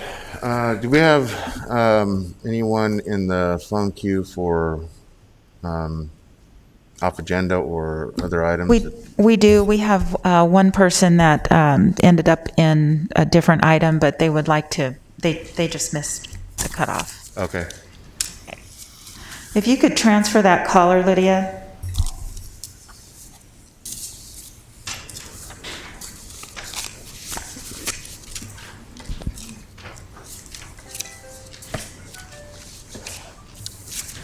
Hi, caller. Hi, caller. I'm getting ready to have you make your public comment. Are you ready? Yeah, give me 1 second. Hang on. Okay, go ahead with your comments. You have 3 minutes. Okay, thank you. Hi. According to California Health and Safety Code 101080, the Board of Supervisors, you are required by law to terminate this health emergency. Your oath of office requires you to uphold California Health and Safety Code 101080, which requires this board to terminate this local health emergency at the earliest possible date. That is, today. There's no emergency. The numbers are meaningless because the FDA and the CDC admit that there is no reliable test because COVID has never been isolated. You, the board, are being put on notice of a civil lawsuit to request a writ of mandamus to force you to take this action, which you are required to do by law. The governor's emergency orders are null and void, which was confirmed on November 13th ruling by Superior Court Judge Hackman. The governor has zero authority to shut downs in any counties, into any tiers whatsoever. Regardless of any resolution by any county, no business has to shut down. Mask mandates, social distancing, and shutdowns are only guidelines which are not required by law and not enforceable by law. It is time for the Board of Supervisors to uphold the law. Thank you. Thank you. Okay, that concludes your comments now. All right. Next item, please. Okay. For your next item, this is item 56. This is the Tax Equity and Fiscal Responsibility Act, your TEFRA hearing. Request for approval of tax exempt bonds by the California Enterprise Development Authority for the benefit of Paratransit Incorporated. Good morning, Chair Cerna and Supervisors. I'm Colin Bettis, the County Debt Officer. Today's Tax Equity and Fiscal Responsibility Act hearing is a request from Paratransit and the California Enterprise Development Authority, of which the County of Sacramento is a member, and is a request they have requested the approval of tax-exempt bond issuance in an amount not to exceed $9.3 million. Paratransit is a California nonprofit public benefit corporation dedicated to providing transportation services to individuals with disabilities, the elderly, and related agencies in the Sacramento community. Before Paratransit can issue these bonds, federal law requires that a public hearing be held and the approval obtained from the jurisdiction in which the project is located. Proceeds of this debt issuance will be used to finance and refinance the cost of acquisition, construction, improvement, renovation, furnishing, equipping, and general development of real property located at 2501 Florin Road, 7120 and 7141 Woodbine Avenue, Sacramento, California, and real property located on the northeast side of Florin Road and Woodbine Avenue. These tax-exempt bonds are payable solely by Paratransit and are not a direct obligation of either California Enterprise Development Authority or County of Sacramento. County staff is recommending the board conduct a public hearing and at the close of the public hearing adopt a resolution that approves the issuance of bonds by the California Enterprise Development Authority on behalf of Paratransit.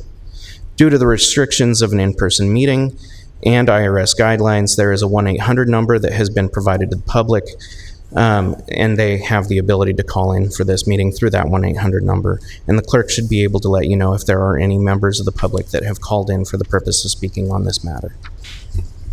Great, thank you. Yeah, we do have a public comment in queue, and so we don't have anyone in the 800 number that was posted on the legal notice, but we have someone in our Okay, go ahead and read that. Please transfer the caller.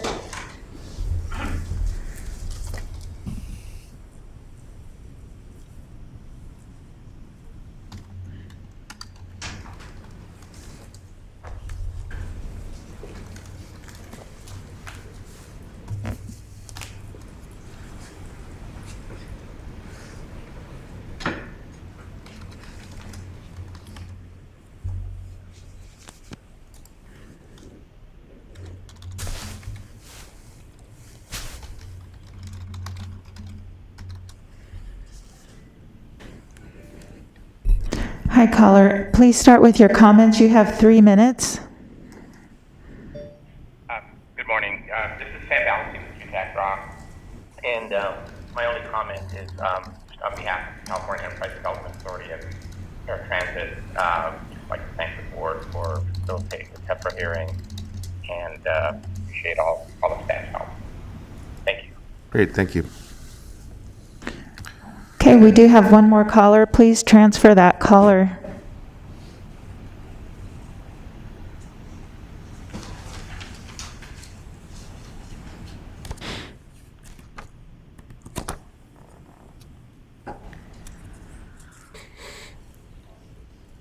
They're still working it out. Sorry about the delay.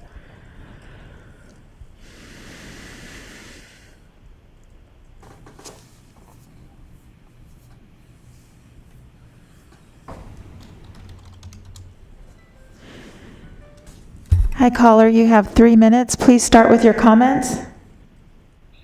Good evening, or good morning, Chair and members of the board. This is Tiffany Fink. I am the Chief Executive Officer of Air Transiting. I'm just here today to thank you for your consideration for this item. This is a step that allows us to refinance all of our banking as it is tied for our banking to our mortgages. I'm also here to answer any questions you may have on this item. And again, thank you for your support. Great. Okay. Thank you. Any questions for Tiffany? Okay. Thank you. This concludes your, thank you. This concludes your public comments. We have none on the 800 line or on our local line. Thank you, Madam Clerk. Supervisor Kennedy, would you like to make a motion? Move approval. Chair will second. Please vote. Unanimous vote. Very good. Thank you. Next item, please. Okay. This is your final morning item. Item 57, this is the annual reports for the County of Sacramento Development Impact Fee Programs for fiscal year ending June 30th, 2020. Good evening. I'm Bob Davison, Division Chief of the County Engineering Division. You mean good morning? Good morning. A different time clock there, Davis. I hope that's not an indication of how long it's going to take. No, this is a very short presentation, and that has happened before where the morning did go into the evening, but certainly not this today. Yeah. One more thing, Bob, before you start, I'm going to step out because there's a Mather item here, potential conflict. Okay. So this is a receive and file item for the annual reports for 15 development impact fees for the fiscal year ending June 30th, 2020. These reports are required by the government code to be reviewed by the board by the end of the calendar year, fiscal year, for the fiscal year proceeding. This item covers 15 impact fee programs, including 8 infill park districts. Those are separate programs for 8 infill park districts within the county. Plan area development fee programs, including the North Vineyard Station, Vineyard, Florin Vineyard, Mather, and Antelope fee programs, the countywide library fee program, and the Casumna CSD fire fee program. Included in each report are required items such as a description and amount of each fee, the beginning and ending balance, interest earned, identification of public improvements on which fees were expended, and then also the government code requirement that relates to potential refunds. So the report addresses the government code requirements and reports where sufficient funds have been collected for incomplete improvements, and then identifies an approximate date that construction will commence. And in this report for today, there are no refunds as the approximate commencement date is provided for each improvement.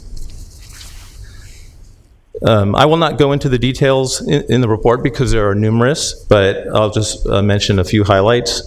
The Elk Grove Florin from Gerber to Florin Road project, including a bridge at Elder Creek, is under construction, and it's funded by 60% by the Vineyard, North Vineyard Station, and Florin Vineyard programs, and 40% by other funds, including federal funding.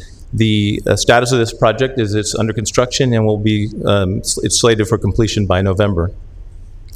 The Antelope fee program has many projects that will be constructed by development. The Barrett Ranch East project is starting development and improvements to Alberta Road. Antelope Road and Don Julio, including the Alberta-Don Julio intersection, will be done by that development.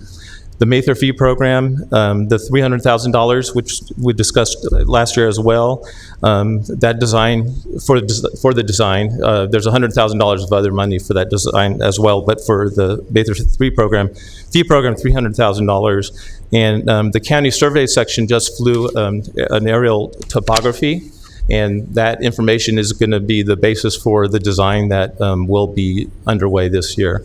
That's a Douglas Road extension? What's that? The Douglas Road extension, correct?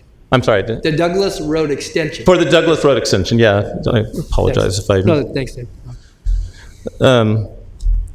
The Orangevale Library leasing, no expenses were, this is leasing for the expansion.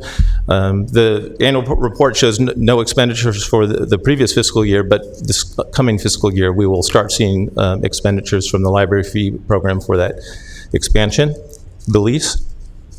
And then there are several park improvements that are identified in the reports that I'm not going to list. And with that, that's the report for this year, and certainly I can answer any questions that you might have. Thank you, Bob. Supervisor Tully.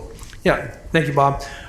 Just on the library facilities impact fee program, as you said, it doesn't show anything here for expenditures, but I know we're in the midst where I'm not sure doing a library master plan update because a lot of this money is collected from new development in developing areas, and I wanted to certainly put a bookmark on the site that's currently in the county's inventory in the Vineyard area, where we've seen a good deal of growth over the years. I don't know exactly what's being contributed to fund from there, but with $2.5 million, and obviously some of that's now obligated.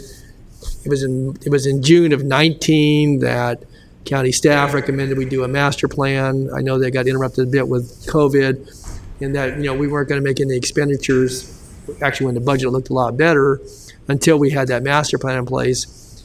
This is the only dedicated source of funding for libraries in the unincorporated area, and in outside of the work that obviously Supervisor Frost and her predecessors have done with the Orangevale Library. We haven't constructed a new library in the unincorporated area for a very long time. And again, the Vineyard area is an area obviously shared by Supervisor Kennedy in large part. Supervisor Cerna touches it to the north. But we've seen a good deal of residential development, and obviously with schools and parks coming in on a timely basis. I have no idea when we're going to assimilate enough money. Obviously building a new library is probably in the order of $15 to $20 million. But I guess, Ann, I would turn to you. I don't know if you know where we are with the master planning process. We're going to come into budget now that's going to have obviously a lot more strain on it than we've had certainly in the last few years. But I do think it's important in keeping faith, obviously, with the folks who, through the purchase of their homes and development of their properties, commercial or otherwise, are paying into a fund. And there's really no promise or prospect that there's going to be any library in that part of the world anytime soon. Unless we have a program that says this is our master plan, we're going to potentially, if we look at financing, this is another point, that we've got some other things we contemplate with capital outlay. And if we were looking to bond, for improvements within the correctional health system or elsewhere, I would like to suggest that, at least from the standpoint of consideration, that we have libraries be looked at. There is a funding stream based upon new development that would provide for that. We're fighting for the lease for Orangevale, which is a good thing. So kind of meshing certain things are a master planning effort. We're looking to raise dollars for potential facility improvements at some point in time. I would like to put libraries into that mix and certainly have a focused discussion, because we own the land in the Vineyard area. We have 4 acres there, and there's a process that working with our library authority who would provide obviously the services with that library. But I think it's well past time that in the corporate area of the county we look at our libraries, certainly as it relates to not only the facilities and maintaining those facilities, but if we're going to be looking at in new growth areas, and we have new growth areas obviously in the north area over time as well, that we be consider that as a part of otherwise doing it at $800 or $900 a pop.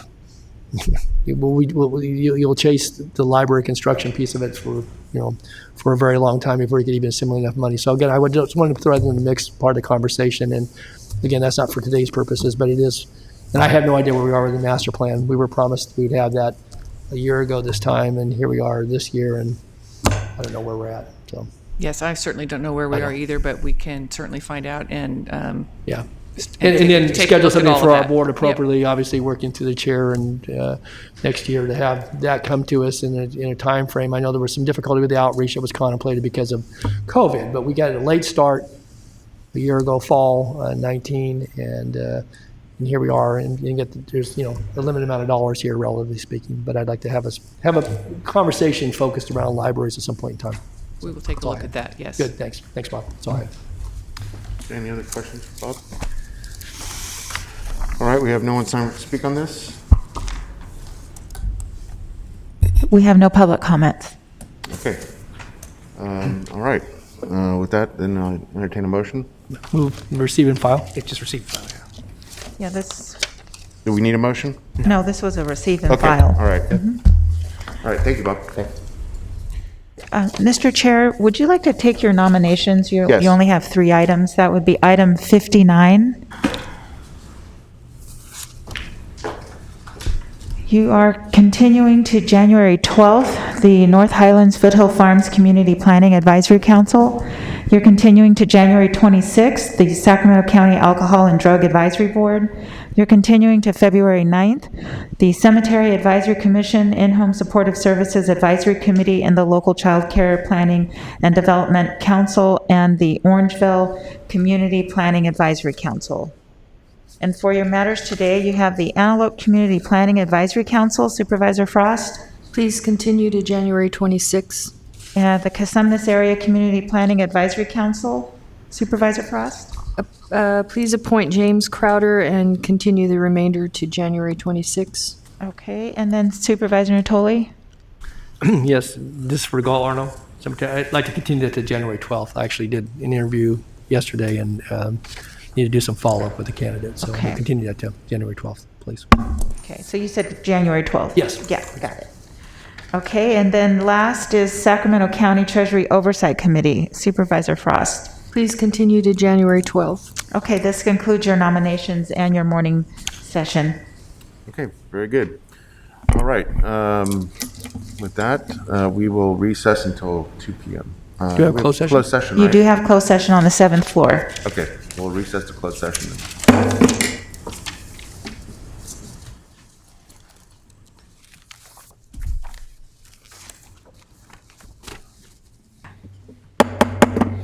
Okay, call back to order this meeting of the Sacramento County Board of Supervisors for Tuesday, December 15th, 2020. Madam Clerk, will you please call the roll and reestablish a quorum? Yes, Supervisors Frost.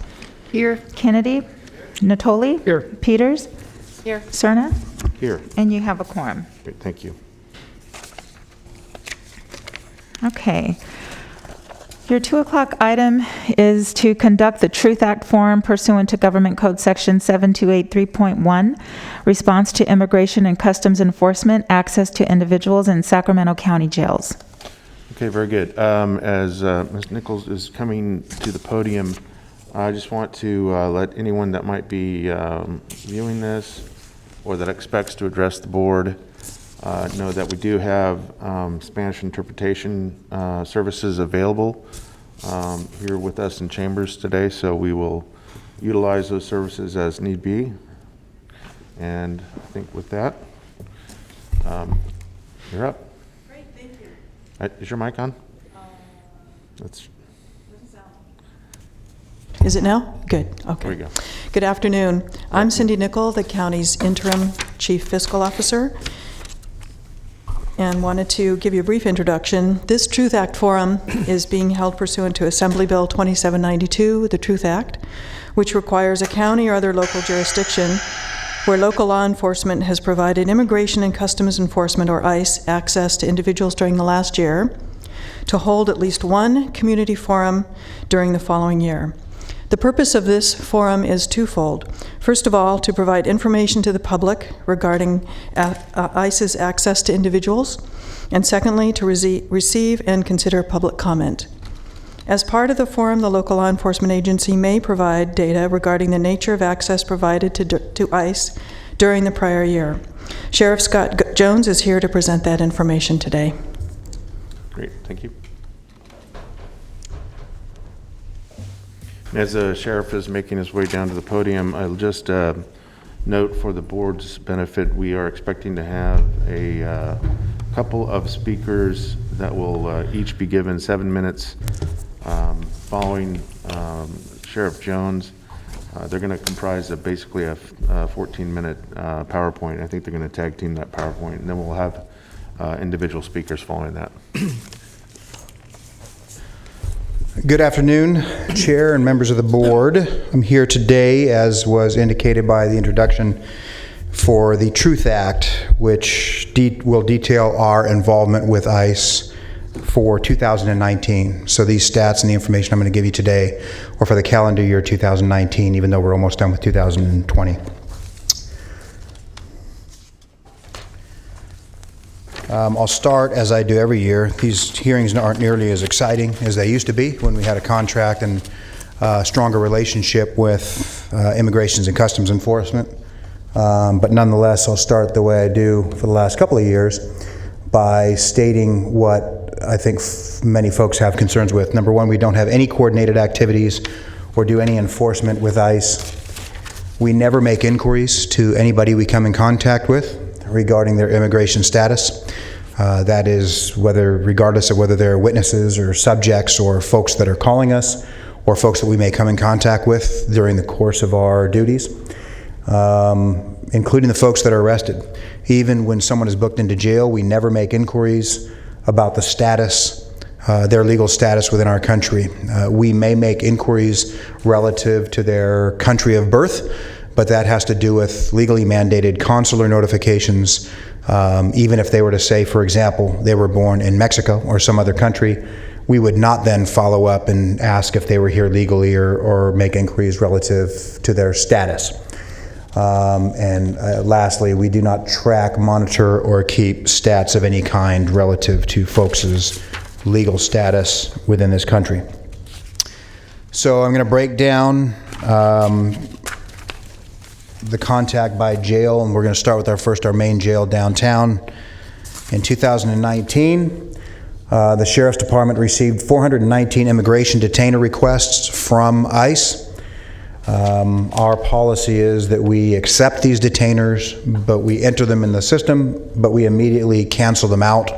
So in other words, they have no legal effect. They don't keep someone in custody 1 second longer than they ordinarily would be kept in custody. Due to the Trust Act of 2014. Sheriff? Yes, sir. Can you explain how that works? I mean, is it ICE that would contact Sheriff's Department and say, please detain such and such? That's correct. There's a form that they submit to our department just directly, and they submitted that form 419 times for 419 or thereabouts, presumably different individuals, for that request that we hold them and provide information on them. Of course, we do not. We accept them, but we do not take any action, any legal action. We don't give them any legal effect whatsoever. So the ultimate disposition of those individuals is dictated by what? It's dictated by California law. It has nothing to do with ICE or federal law. Okay. Now, there are instances, as you'll see later in the presentation, where we can interact with ICE and give them certain limited information if they have certain convictions for certain offenses. And again, I have a chart that indicates that. But in the overwhelming number of these cases, there was no legal effect. There was no change in their status. So if those detainers are coming from ICE, they're ICE initiated, essentially. Those offenders, they could have offended outside of Sacramento County. They could have offended anywhere. I'm assuming so. I mean, if they're in Sacramento County custody, the overwhelming majority of folks that are in Sacramento County custody have at least been accused of an offense in Sacramento County, although there might be some that were arrested on warrants that were wants from perhaps other counties. Okay. So ICE has custody of these individuals initially. And then they're asking the Sheriff's Department to then take them into the jail? No, I see where I think I understand what your question is. So no, these are folks that are coming into custody by local arresting agencies, not ICE. Gotcha. We don't accept any ICE custody, so ICE doesn't arrest anybody and bring them into our jail and then ask us to hold on to them. These are folks that are being arrested for any number of crimes locally, and they come in, and then ICE decides, for whatever reason, whatever the metrics they use, that they want to place an ICE detainer on that locally arrested person. So these are all for local charges. I see. Okay. Supervisor Natoli? Sheriff Jones, so how do they know they're in our system? Do they have somebody tracking bookings or court filings, or how do they know that folks are being arrested, and how do they know the filed detainers, even if we ignore them on 419 folks? Well, I can only speculate, but all of our people that we arrest is public information. We have everybody from reporters to all sorts of different people scouring our arrest records every day. So my guess is the easiest way for them to do it would be simply to monitor who we've arrested the previous day and then try and compare that to folks that they might be interested in. All that information is available online. And do you have to accept the hold request? They file a form. Can you reject that form right at the door, so to speak, and say? I suppose we could, but we don't, because at the time of arrest, oftentimes we do not know if ultimately there will be a trigger under the law where we should and can discuss it with ICE or transfer into ICE's custody. So we may not know at the time we get the detainer, which is why we take it, put it in their file, but we don't give it any legal effect. We immediately dismiss the hold that's from the computer. There's no hold, additional hold put on their release screen. But you could fast forward 2 or 3 years sometimes that someone stays in custody. The circumstances may change, and if we just rejected them outright without having any sort of recordation or keeping them in the individual inmate's file, we would have no way of knowing there was ever a request. So we do accept them all for that reason, and then ultimately the overwhelming majority of them just kind of wither away with the person's custody file as they get released. Okay, thanks.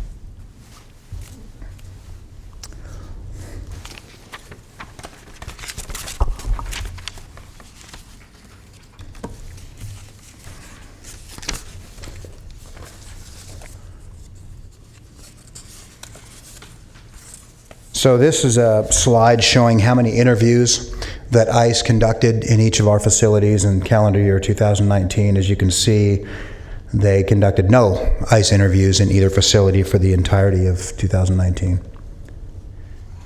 By contrast, and the second graphic has nothing to do with ICE, but I just wanted to provide that in for contrast. Non-SB 54, in other words, non-ICE law enforcement interviews, and this encompasses all other law enforcement agencies other than ICE. We have quite a few. We have upwards of 3,000 in the main jail in that year, and almost 550 at the Rio Casumas Correctional Center. So an example of that could be like FBI or? Anybody. So you can see, 3,000, that's quite a few every day on average that we have people from, whether it's El Dorado Sheriffs or, Elk Grove PD, anybody, or FBI or federal different agencies. Counties DA or? Anybody, any law enforcement interviews. We have quite a few. The Rio Casumas Correctional Center.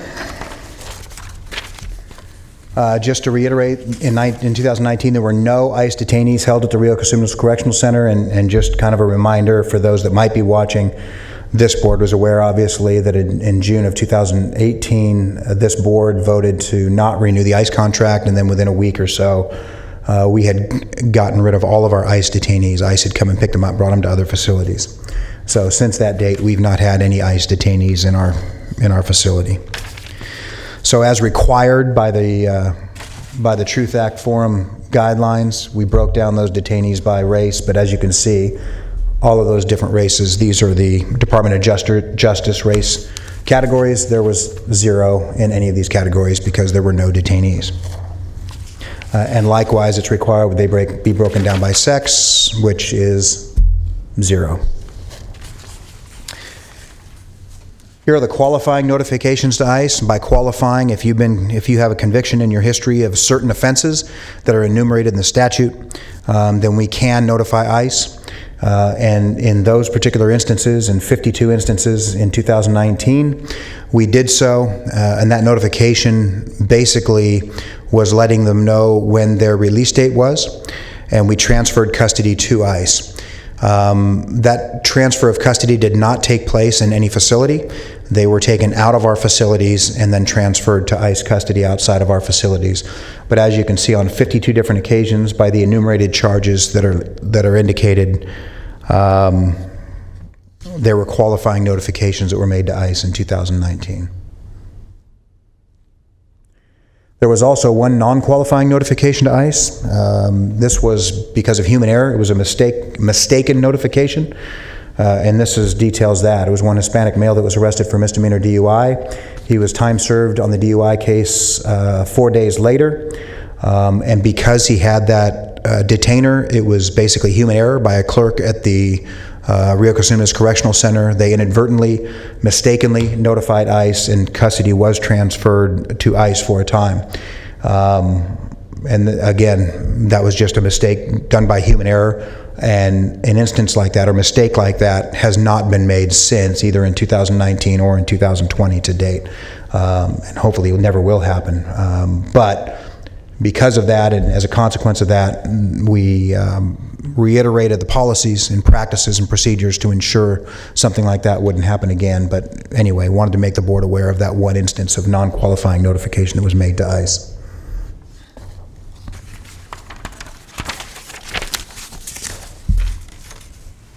And that is the entirety of the information I have for my presentation, unless anybody has any questions.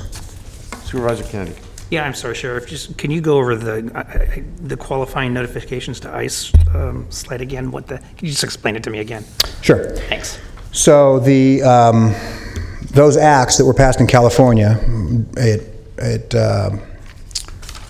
requires law enforcement agencies not to cooperate, not to communicate any information with ICE that is not otherwise public information, except for if there's prior convictions of certain offenses. So all of those are qualifying offenses for which we could notify ICE under the statutes.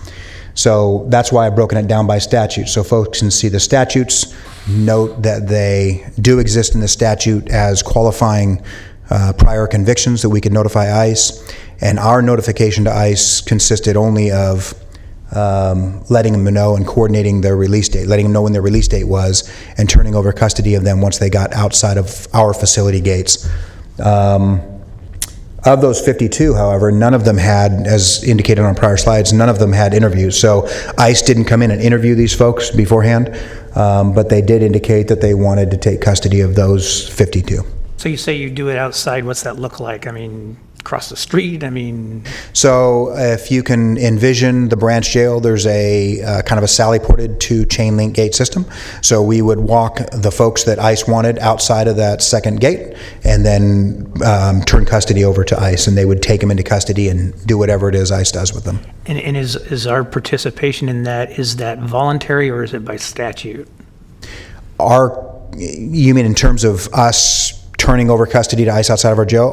For these particular, I mean, is it? I assume we could refuse to do that. Or is it? It's not required by law. Okay. It's allowed by law. It's not required by law. Okay, thank you. Any other questions for the sheriff? All right, thank you. Thank you. Madam Clerk, before we go to the presenters and public speakers, I just want to get some clarification from our county council office, because we are in receipt of a few written comments from members of the public that have expressed their concern in one way or another. But I wanted to specifically ask Ms. Travis if she could help us understand what the board has in terms of authority over any of this other than to accept the Truth Act report. For instance, we have one commenter that has suggested that they are appalled and that the Board of Supervisors needs to do something, and I think it's helpful if the public can hear you explain to us what it is that we can and cannot do relative to this. Sure, and I've reviewed those comments as well. Under the statute, the only thing that the board is really allowed or required to do is conduct the hearing that you're conducting today. As you all know, the sheriff is a separately elected official with discretion on how to operate those things under his purview, and the compliance with SB 54 and the discretion to either inform or not inform ICE of the detainees being released, as Supervisor Kennedy just mentioned, is wholly within the discretion of the sheriff. So the board's action and ability to do anything is very limited. Okay, very good. Thank you. Okay. Are you ready for the comments? We are. Okay, please transfer the first group.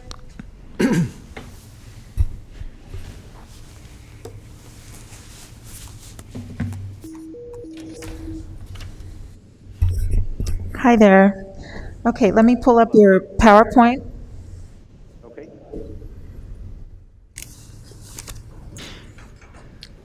Okay, so we're going to set the timer, and then when you need me to change the slides, please tell me next slide. And if you could just follow in real time with me and turn off anything that you have going on in the background, and just know that when you say that we're going to the next slide, we are actually on the next slide. Okay, perfect. So just continue talking. Yes. Okay. Okay, you can start now. All right. Hello? Yes, go ahead and start now, Carlos. Okay. Hello, thank you all for having us here today. My name is Carlos Montes Ponce. I'm a regional organizer with the ACLU of Northern California. This presentation is going to be on behalf of the Sacramento Immigration Coalition, and this is the Sacramento Truth Act Digital Forum for this year. Next slide, please. So I just want to state why we are here today. The reason we're here today is very simple. It's asking for the following: to get ICE out of the jail in Sacramento County, to demand an end to Sacramento County Sheriff's Department's unfettered access to ICE in lieu of county liability. And we're just concerned, to put it plain, we're just concerned with violations of the law. To us, what does county accountability mean? It means that our values must align with our policies.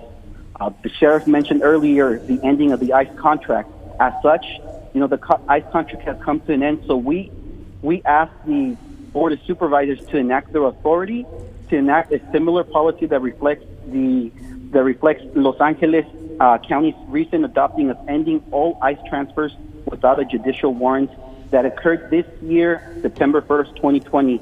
And this is all really meant to prevent any type of fiscal county liability. Next slide. So furthermore, county liability, right? For us, county liability really is just that the county could become liable in the following ways. One, ICE transfers could lead to detaining individuals beyond their time of release.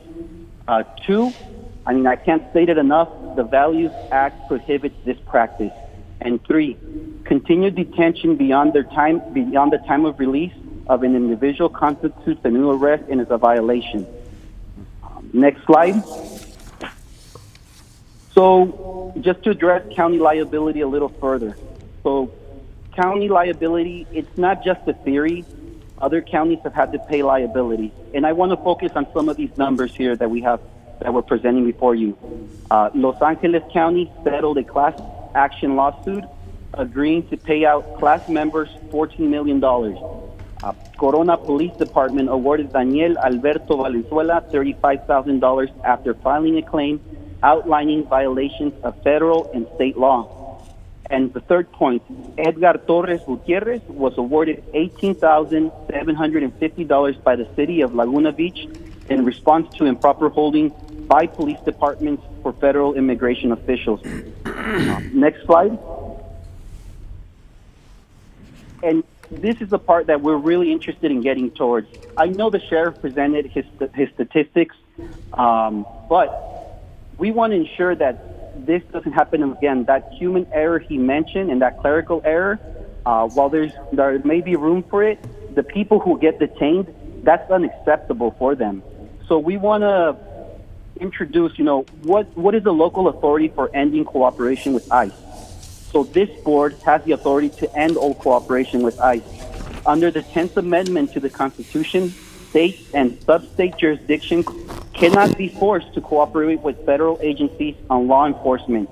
This is called the anti-commandeering doctrine, and there already exists strong precedent to support the authority of state and local jurisdictions to stop cooperating with ICE.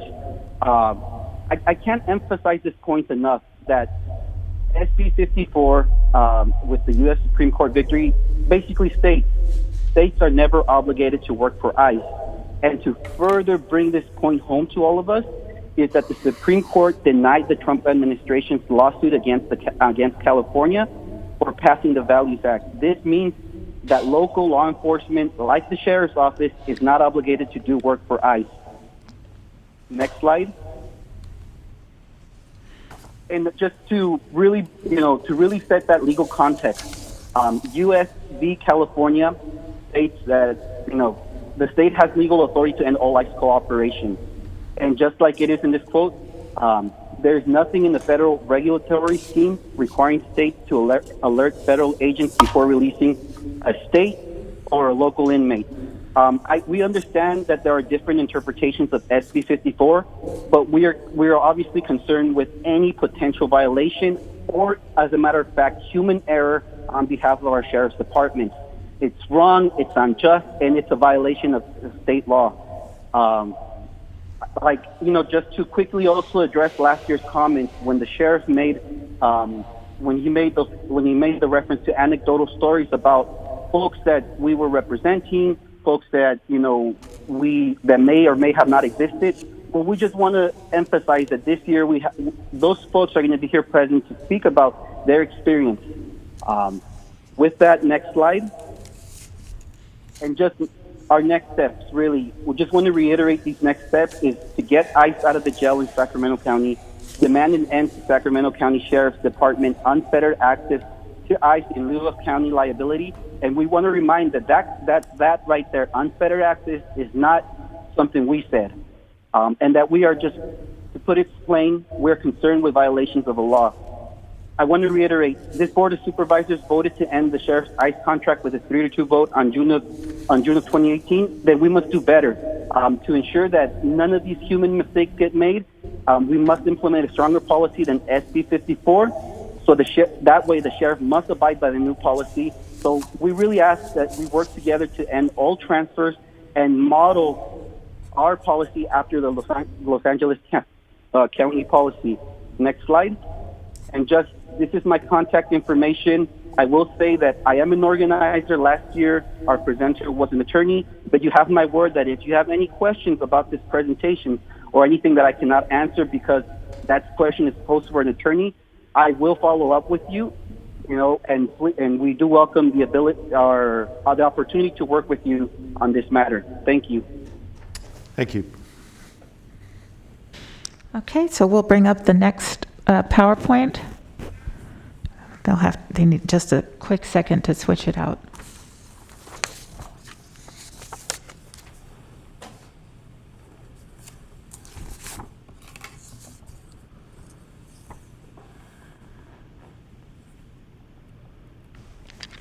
Okay, Janeth, we have your presentation up now. Are you ready? Yes, thank you. Okay, just let me know when Good to go to the afternoon. next. Thank you. Good afternoon, supervisors. My name is Janeth Rodriguez. I am the chair of the Sacramento Immigration Coalition. Thank you for the opportunity to address you and talk about our concerns in relation to the Truth Act Forum and the policies around ICE in the Sacramento County Jail. I would just like to quickly mention that the Sacramento Immigration Coalition has been in existence for a number of years, and we represent a number of organizations, over 20 organizations in the Sacramento region that work directly with the immigrant community. We're here today to really talk about, next slide, some of the demands that we believe need to happen in order to ensure that our community stays safe and in order to ensure that we treat folks who are in detention in a humane way. The first of the items that we want to state as a list of our demands is to end all ICE transfers. When you look at what's happening right now in relation to the pandemic and COVID-19, any collaboration with ICE is especially cruel and inhumane because immigrants are getting severely sick and dying in ICE facilities. Furthermore, ICE is a super spreader. It has been deemed as such because COVID-19 in the U.S. and abroad has actively been shown to cover up COVID-19 symptoms by folks who are in detention. Those folks then get deported, and that spreads to other countries. This is not something that I think has been highlighted enough, but basically ICE is continuing to feed the global pandemic by sending immigrants who are COVID-19 positive to other countries and doing everything that they can to hide the fact that they have symptoms. ICE notifications, whether they're human error or not, greatly increase the likelihood that somebody will be taken into ICE custody and therefore transferred to another facility. There are links on this slide that you can follow that really talk about how this is continuing to happen. Next slide. Again, reiterating to end any collaboration with ICE, specifically with respect to sharing and notifying ICE regarding any of the detainees that are in the Sacramento County Jail and in the Los Rios community in the RCCC. We demand that, again, you end collaboration with ICE, no exceptions. People who have been convicted of crimes are also caregivers, parents, siblings, and valued members of our community. You will hear from some of the folks who have been detained in the public comments. So I will leave it at that. Next slide. This is really important. I think that not just with this Truth Act form, but in general, we ask that the sheriff and the sheriff's office be transparent, that it increase its transparency. So sharing your information relating to any ICE detainers, whether people are released, and post that onto your website. We ask that you share any metrics relating to transfers as well. Next slide. For the Board of Supervisors, we respectfully request that you end all collaboration with ICE for the aforementioned reasons, that you adopt a policy that prohibits ICE transfers. You can see the LA County example that they adopted in September of this year, ending all collaboration with ICE. We ask that you also create an independent oversight body with subpoena power by January of 2021. And we ask that we are making ourselves available to collaborate with Supervisor Kennedy's office and his staff to create a civilian oversight committee. Next slide. That's just my contact information. If you have any questions, again, we're making ourselves available. And I want to just thank you for your time. Thank you. Okay, please send the next callers.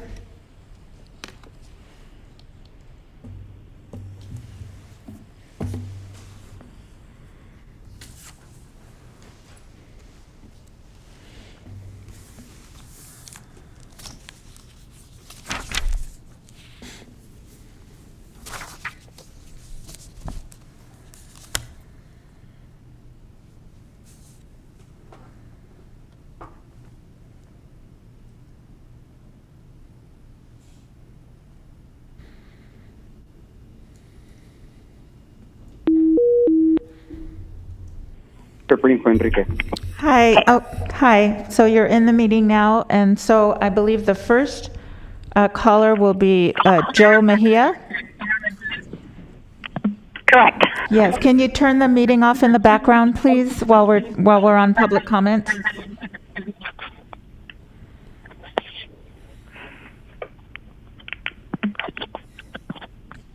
Okay. Can Joe Mejia please start? Joe Mejia Rosas. And we have to have the meeting muted in the background while you're talking, please.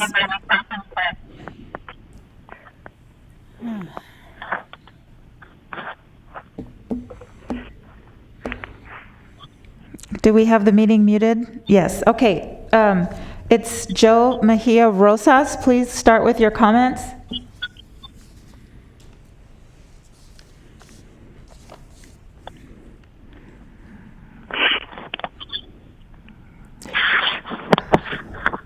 Hello, please start with your comments. Flo, let's just get on to the next one. Okay. Before you do that, though, for those, and I know this is on delay, but those that are hoping to address the board, you have to please turn off the meeting in the background, the audio at least. We're on a delay, so if you are hoping to address the board by only watching your computer screen, it's not going to work. You're going to need to listen to the instructions from the clerk of the board and speak when the clerk explains that it's time for you to speak. Thank you. Okay, we'll take the calls. We also have calls in queue. If you can send the first caller in the queue, please, and we'll try the other group in a few minutes.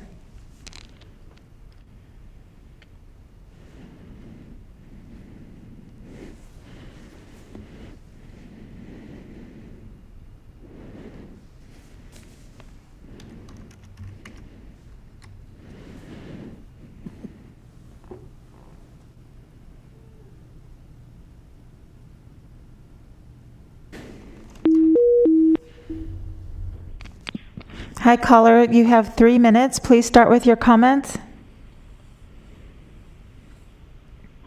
Hello. My name is Samia Nadador, and I work at the California Immigrant Policy Center. CIPC is a member of the Sacramento Immigration Coalition, and along with our partners here today, we have significant concerns with Sheriff Jones and his department's continued collaboration with ICE.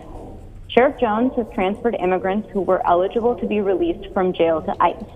And perhaps the most troubling aspect of Sheriff Jones's cooperation with federal immigration enforcement is that it is entirely voluntary.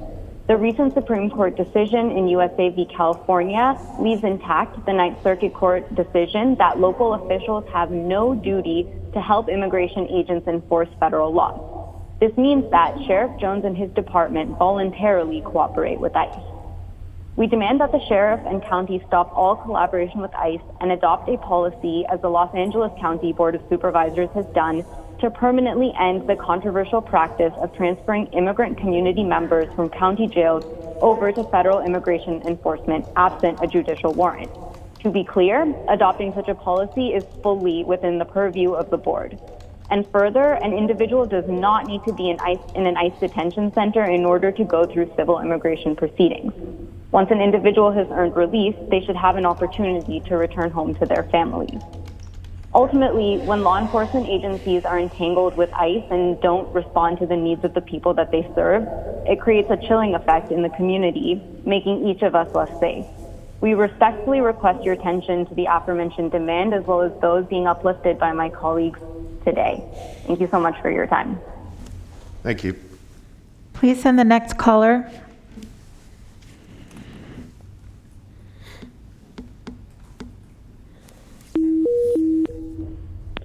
Hi, caller. Please start with your comment. You have 3 minutes. Okay, Paula Lee, League of Women Voters, Sacramento County. Our National League immigration position says in part that the League supports due process for all persons, including the right to a fair hearing, right to counsel, right to appeal, and in this case, the right to humane treatment. With the COVID virus spiking, especially in detention facilities, there's no reason that non-citizens who have served time in jail should be deliberately transferred to ICE, where their health and their lives are definitely at risk. This controversial policy is not humane, it's not necessary, and it does not promote public health. Thank you. Thank you. Okay, please send the next caller.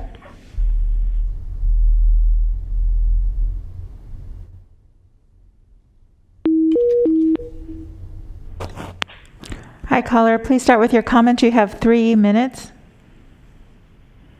Hi there. My name is Keanu Bliss, and I'm a constituent in District 1, and I am calling on the county to use any and all authority and means to stop the sheriff's collaboration with ICE. Collaborating with ICE is one of the many things that the sheriff's department spends money on that harms communities of color and immigrant communities in particular. And your authority as a board of supervisors is the power, includes the power of the purse, which you can directly use to prevent the sheriff from actually going through with this. Ending ICE transfers and releasing people from jail with no supervision conditions and with community-based reentry support, including access to housing, job training, and food. This needs to happen. COVID-19 poses grave risk of harm to Sacramentans and Californians transferred to ICE detention. Not only is it impossible to socially distance while being detained, but ICE is also ill-prepared and unwilling to provide adequate medical care to individuals in their facilities or protected staff. This is particularly true within Sheriff Jones's own facilities that he manages, because in this despite the risk of pandemic spread, Sheriff Jones has transferred immigrants who were eligible to be released from jail to ICE multiple times, despite the fact that COVID-19 was spreading rapidly and unabated in detention facilities. Sheriff Jones has the power to stop these transfers if he wanted to, as transfers to ICE are discretionary, as he just admitted. But this is the same sheriff who has repeatedly, as far back as 2014, called for making these ICE detainers mandatory, barring sanctuary cities and having ICE share resources with local law enforcement. He has repeatedly criticized and even used our racist, fascist, outgoing president Donald Trump's own words by labeling immigrant detainees and accusing undocumented people of committing murders, sexual assaults, and kidnaps, labeling them as criminals. And this is also the same sheriff who has repeated connections with the anti-immigration group FAIR, which is an organization founded by a man primarily concerned with white power and described as the largest anti-immigrant hate group here in the United States. I understand that the statutes are very clear in limit you and your authority on what you can and cannot tell the sheriff to do, but you know full well that you have other means and pressures that you can use to force Scott Jones to actually respect the will of the people. And it is the power of the purse. Stop giving him the most money out of every department here in Sacramento County. Quit, immediately divert those funds into actual community-based care programs, particularly the Division of Public Health during this pandemic, and really put your money where your mouth is. Once again, put your money where your mouth is. If you are against this inhumane, fascist treatment of people who are just trying to live their lives, can I get your final comment, please? Then you have a responsibility to use every and all means at your disposal to protect them and guarantee them that way of life. Thank you. Hey, please send the next group.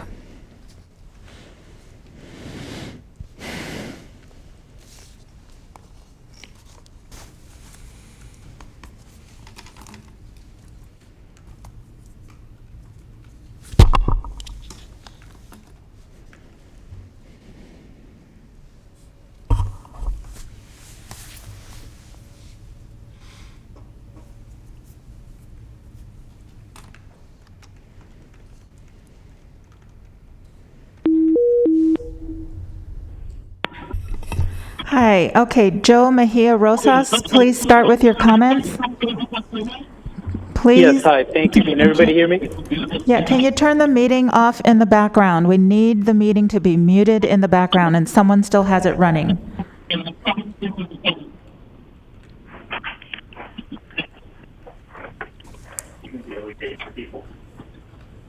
Okay, so can you start, Joe Mejia Rosas? Yeah. Hi, my name is Joe Mejia Rosas. I'm here to speak on the dire situation that is ICE transfers.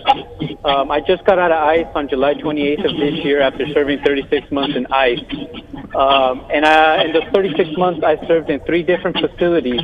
Elk Grove before the contract was over. I was in Mesa Verde and Bakersfield for about 1.5 years, and I finished off the rest of my time at Yuba County Jail.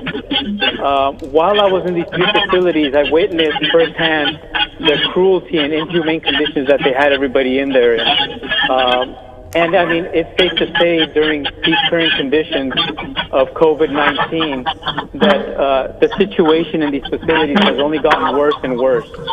We have already experienced death and sickness in these facilities.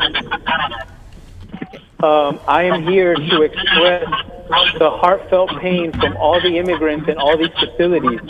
How many more lives have to be taken and at risk for us to realize that these transportations are just not safe? Not now and not anymore, not in a near future. We are here just trying to stay in this country and stay with our families. We understand that some of us may have committed crimes or errors that may have put us in this situation, but we are still deserving of the most basic of necessities, which is clean clothes, adequate food, and hygiene, which at most of these facilities we do not even get. Yuba County is one of the worst that I have been in 36 months that I was in ICE. So I ask everybody out in the community to please push forward this agenda to stop these ICE transfers from prisons and from people that are out here in the streets. It is not helping the conditions of COVID-19. It is only making things worse. I am pleading from the bottom of my heart that everybody please consider human kindness and consider that these are all human lives that we are playing with. I want to thank you all for your time. Thank you.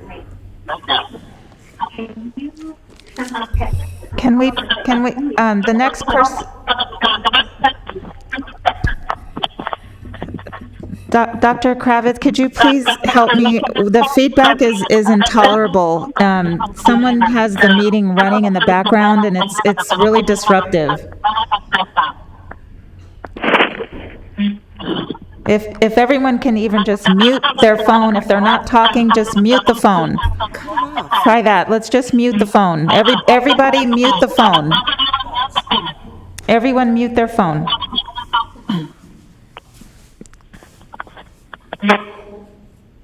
Okay, are we muted?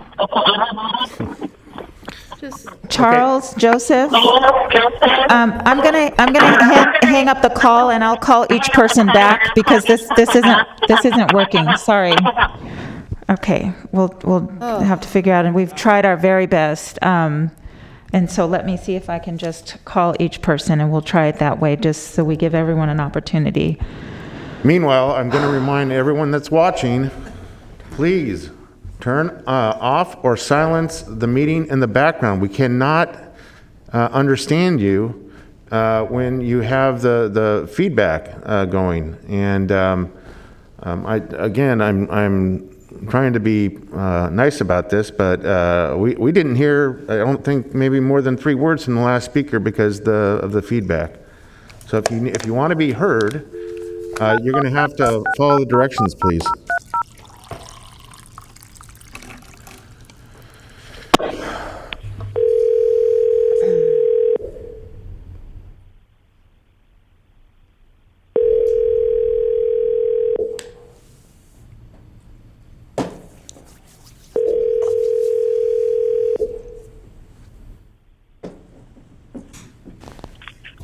Hello? Hi, Mr. Charles Joseph. This is Flo from the meeting. Please start with your comments. Hello? I got bad connection. I could barely... Hello? Yes, go ahead and start with your comments. If you're listening to the meeting in the background, just turn it off and go ahead and start talking. How many minutes do I have? You have 3 minutes. Okay. Hello, everybody. My name is Charles Joseph, and formerly incarcerated and released from ICE detention. What I have to say is that transfers to ICE detentions is not right, you know. It doesn't do anybody any good. It's not beneficial for those being transferred, being sent to facilities that, especially now in the midst of COVID, are riddled with cases of COVID. I was in Mesa Verde, where the population was at 400. And just recently, after so long and a battle there, Judge Chapria finally decided to restrict them to 52 people in that whole facility. So the facility went from 400 to 52, just to show the total disregard of ICE, the total lack of respect, and just the care for humanity, you know, the total disregard for those who are in there. When I was there for 11 months, I spoke to ward, and I spoke to all the employees in there, and they have total disregard for our safety, our well-being, and our health. Continuously not wearing masks, continuously searching out bunk areas without gloves, and just going in and out the facility regardless of our continuous concerns, and us asking them and telling them and trying to get things done, even though we did a hunger strike, even though we sat out on the yard and did a sit-in, especially in the midst of what's happening now. These transfers these transfers do nobody no justice. Myself being in there for 11 months, right now being on ankle monitor for 8 months, them preventing me to even have a job to support myself and my family. I'm blessed, I'm out and I'm here with my family, but yet I'm still fighting for my freedom, and they still continue to try to send me away. I face imminent deportation, and this is not right. Separation of families is not right, and we all deserve a right to be with our loved ones and be with our children, especially, and that's why I'm calling to end all cooperation with ICE. ICE is not beneficial to our community, especially our community here in Sacramento, and all those who are in that process and just support that thing. That's not what our community should be based on. We should be based on assisting each other and helping each other, and repairing the harm that's already done. Not just continuously oppressing our black and brown community members. This is not right. We are already disenfranchised, and we are already at a loss. with single moms and just the whole structure of the family. And this is the pillar of our community. The cornerstone of our community is the family, and we as a community need to understand it and stand. Can I get your final comments, please? And fight for, the togetherness of family and end all family separation. Thank you. I appreciate you, and thank you for this time allowing me to speak. Thank you very much. Thank you.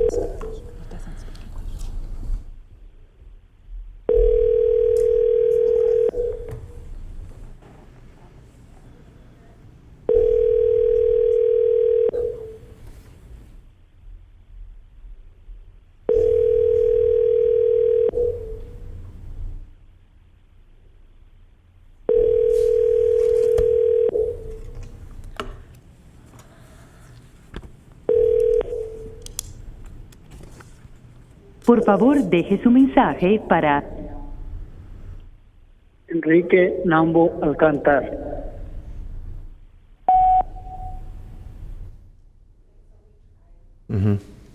We tried, and we have a translator here. I know that he had his own translator, but we have arrangements for a translator in-house. And I've also tried to contact Mr. Carlos. I've texted, I've phone called, I've emailed. I don't know what else we could do at this point. Okay. Do we have? So let me see Kravitz? if there's anyone else. Did we hear from Ms. Kravitz? We have not heard from Ms. Kravitz yet. I don't have anyone else in the queue. Oh, okay. Can you please transfer Carlos and Enrique to me, please? I did not see I've been trying to reach them on my end. So transfer that call, please.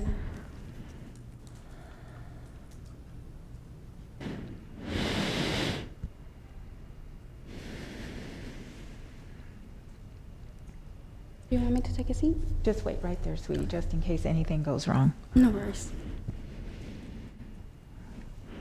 This is our translator from Language Hello. World. Please transfer the phone call to me. Alma, could you please transfer Carlos and Enrique? Thank you. Okay, so you're on the line. Please go ahead and start. You have 3 minutes, and we've got to mute anything in the background. Please mute it in the background. Enrique, tiene 3 minutos para hablar. Comienza ya. Ok, mi nombre es Enrique y estuve detenido por ICE. Voy a contar un poco de mi historia. Recuerdo muy bien mi última hora en la cárcel de Eldo. A las 5 de la tarde llamaron por mi nombre. Y con una sonrisa porque por fin había tenido mi condena, porque al fin iba a estar en libertad, iba a poder abrazar a mi hija y verla. Estando todavía en la cárcel, esperando a la persona que iba a... Con permiso. Enrique, vaya con el... Con permiso. Sí, por favor, puede pausar para poder Empecé interpretar. a tener un poco de nervio, ir al hospital cerca de mí. De repente la felicidad y el nerviosismo se volvió terror. Y sobre todo mucha tristeza cuando escuché a una persona decir, When I heard soy someone agente say de migración. that I No was lo podía the agent of immigration. Señor. Que tenía una hija que me dejara. Señor. Recuerde que me dijo, "You will find", atado de manos y una vez sentía el miedo muy grande, suplicando a las personas que me llevaban que me dejaran ir. Tenía a mi hija, pero en balde sirvieron mis súplicas. Estando en Sacramento, en el departamento de inmigración, sentía un frío, un sabor amargo en mi garganta y sobre todo una tristeza. Debí hacer una llamada, cual me dijeron, primero vamos a las preguntas y después puedes hablar. Esa llamada era para despedirme, pero solo me sacó un solo número de memoria. Era el de la persona que fue mi patrón por más de 13 años. Me contestó, le comenté lágrimas y tristeza mi situación. Recuerdo las palabras de aliento que me dio. Todavía recuerdo que me dijo, no te preocupes. Vamos a hacer todo lo que esté en nuestras manos para que estés de nuevo con tu hija y con nosotros. Te queremos, Enrique. Después de estar unas horas en el Sacramento, me llevaron a Gulan. Estando allá pude hacer una llamada con la mamá de mi hija. Con una tristeza le comenté la situación. Recuerdo que le pedí que me comunicara con mi hija. Intenté no llorar y todavía no me escuchara triste, pero no pude. En el transcurso de Gulan a Sacramento, a Stockton y de Stockton a Fresno, de Fresno a Bac, fue un frío, una tristeza, un miedo, un futuro incierto. En todo el camino no me importó las demás personas me vieran llorar, que me vieran pedir perdón por las malas decisiones que había tomado. En todo el camino le pedí a Dios que me diera fuerza de quitar el frío que me estaba destrozando por dentro. Todavía de recordar me da tristeza, me da sentimiento. Desde que llegué a la estación de inmigración en Sacramento, no había día, no había noche. Es una oportunidad de volver a ver a mi hija, pedirle perdón por mis malas decisiones. Los primeros meses fueron las más horribles. No le deseo a esto. Estando en inmigración asistí a las clases de cristianos y católicos para poder llevar mi tristeza y el temor que provoca al saber si volveré a ver a mi hija. Eso es todo. Gracias. Carlos, can you please start and translate? Yes. Hello, everybody. This is Carlos, and I'll be translating for Enrique right now. So I remember my last hour in El Grove jail very well. On Wednesday at 5 in the afternoon, they called me by my name. I was with a smile because I was finally done with my sentence. Because I was finally going to be free and I was going to be able to hug my daughter and see her. Still in jail, waiting for the person who was going to pick me up, I heard the officials call my name, Enrique, go to the office, and I began to feel nervous. Suddenly, happiness and nervousness became fear, and above all, sadness when I heard a person say, I'm an agent of immigration. I couldn't believe it. As much as I told the immigration officer I had a daughter and please let me go, I remember he told me, you'll be fine. My hands and feet tied inside a van, I felt fear, begging them to let me go, that I had my daughter. And then My pleas just didn't help me. Being in Sacramento in the Department of Immigration, I felt cold, a bitter taste in my throat, and above all, sadness. I asked to make a call, which I was first told, we will ask you a few questions, then we can talk. The call was to say goodbye. I only knew one number in my memory, and that was from my employer that I had for 13 years. He answered me, and I talked to him in tears and sadness about my situation. I recall the words of encouragement he gave me. I still remember he told me, "Don't worry, we're going to do everything in our power to get you back to your daughter and with us. We love you, Enrique." After being in Sacramento for about a few hours, they took me to Woodland. When I was there, I was able to make a call with my daughter's mom. I sadly told her about the situation. I remember asking her to contact her, to try not to cry, and she wouldn't, and she would listen to me sad. On the course of Woodland, Sacramento to Stockton, Fresno to Vacaville, through a number of centers, I was cold, sad, and in fear due to the uncertain future. All the way on there, I didn't care that people saw me cry. They saw me apologize for the choices before me. All the way, I asked God to give me strength and that it would take away the cold that I was hurting my heart inside. Still remembering gives me feelings. Ever since I got to the immigration station in Vacaville, there was no clear night I didn't ask God for a chance to see my hija, that's my little daughter, to forgive me. The first 2 months were the most horrible. I don't wish bad on anything. While in immigration, I attended Christian and Catholic classes so that I can I can help uplift my spirit, not knowing if I would ever see my daughter again. Thank you. Okay, thank you. Okay, can you please send the next caller?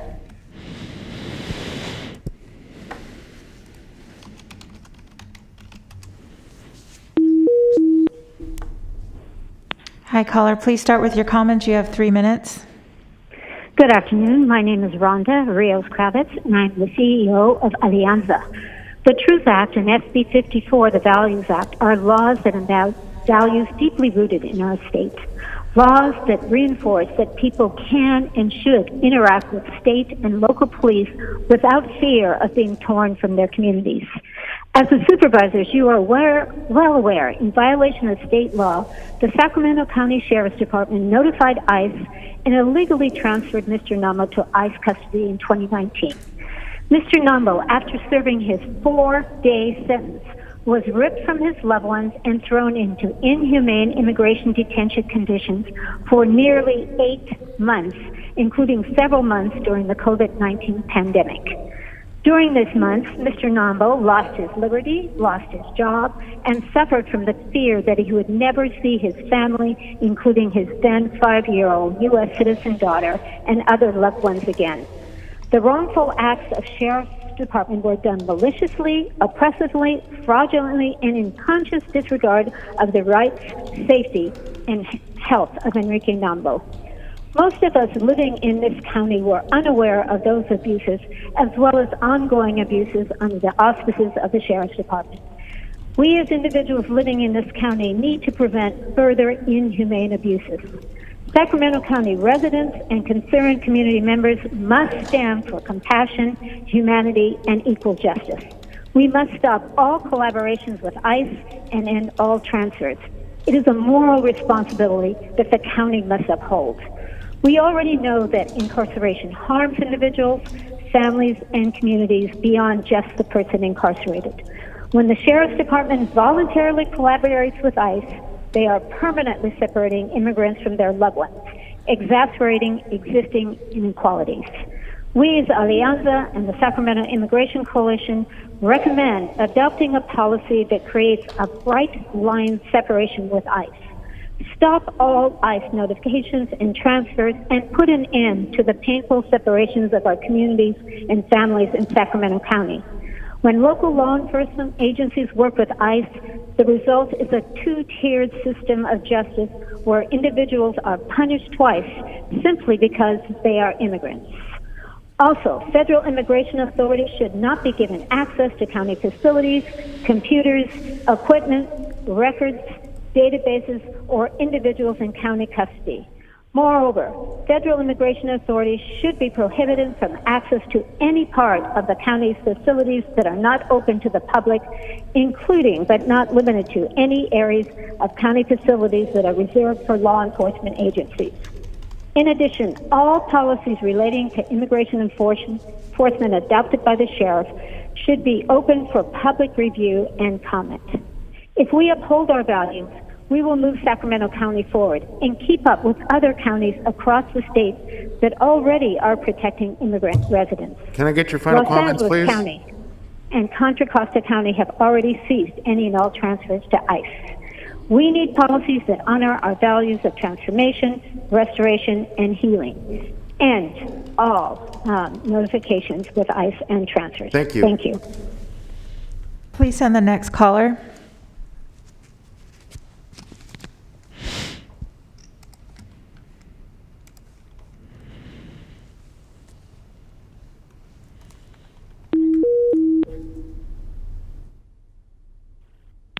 Hi, caller. Please start with your comments. You have 3 minutes. My name is Melanie Kim, a staff attorney at Asian Law Caucus. ALC is the oldest civil rights organization representing low-income API communities. It is imperative that Sacramento end all collaboration with ICE. When the county collaborates with ICE, members of our community, no matter the nature of their convictions, are ripped from their families, jobs, and neighborhoods. People transferred to ICE from Sacramento County facilities are caretakers, parents, siblings, co-workers, and valued members of our communities. This is what happened to our client Enrique, who shared earlier. Enrique has lived in Sacramento for 15 years.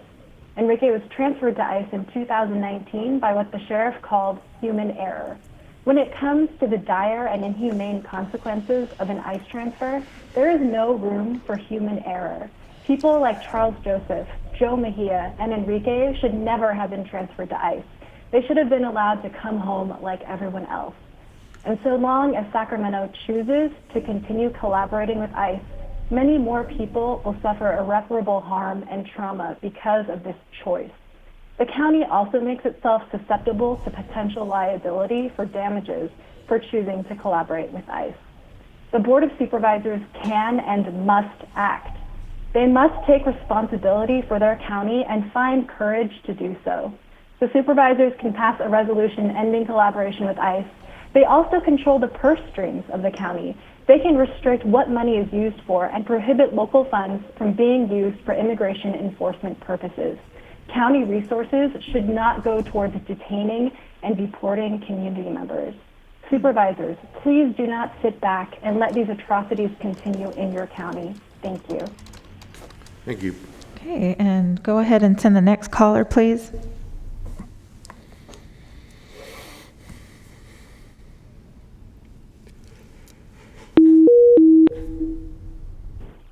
Hi, caller. Please start with your comments. You have 3 minutes. This is Mahmoud Zahria from the Sacramento Immigration Coalition. Hi, members from the County Board of Supervisors. Good afternoon. I just wanted to state that I am deeply concerned in the midst of a COVID-19 pandemic, with immigrants who are eligible to be released from local and state custody continue to be transferred to ICE centers.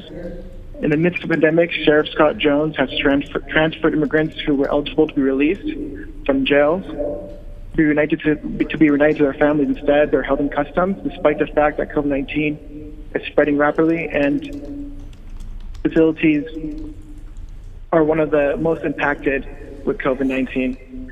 Sheriff Jones has the power to stop these transfers, as transfers to ICE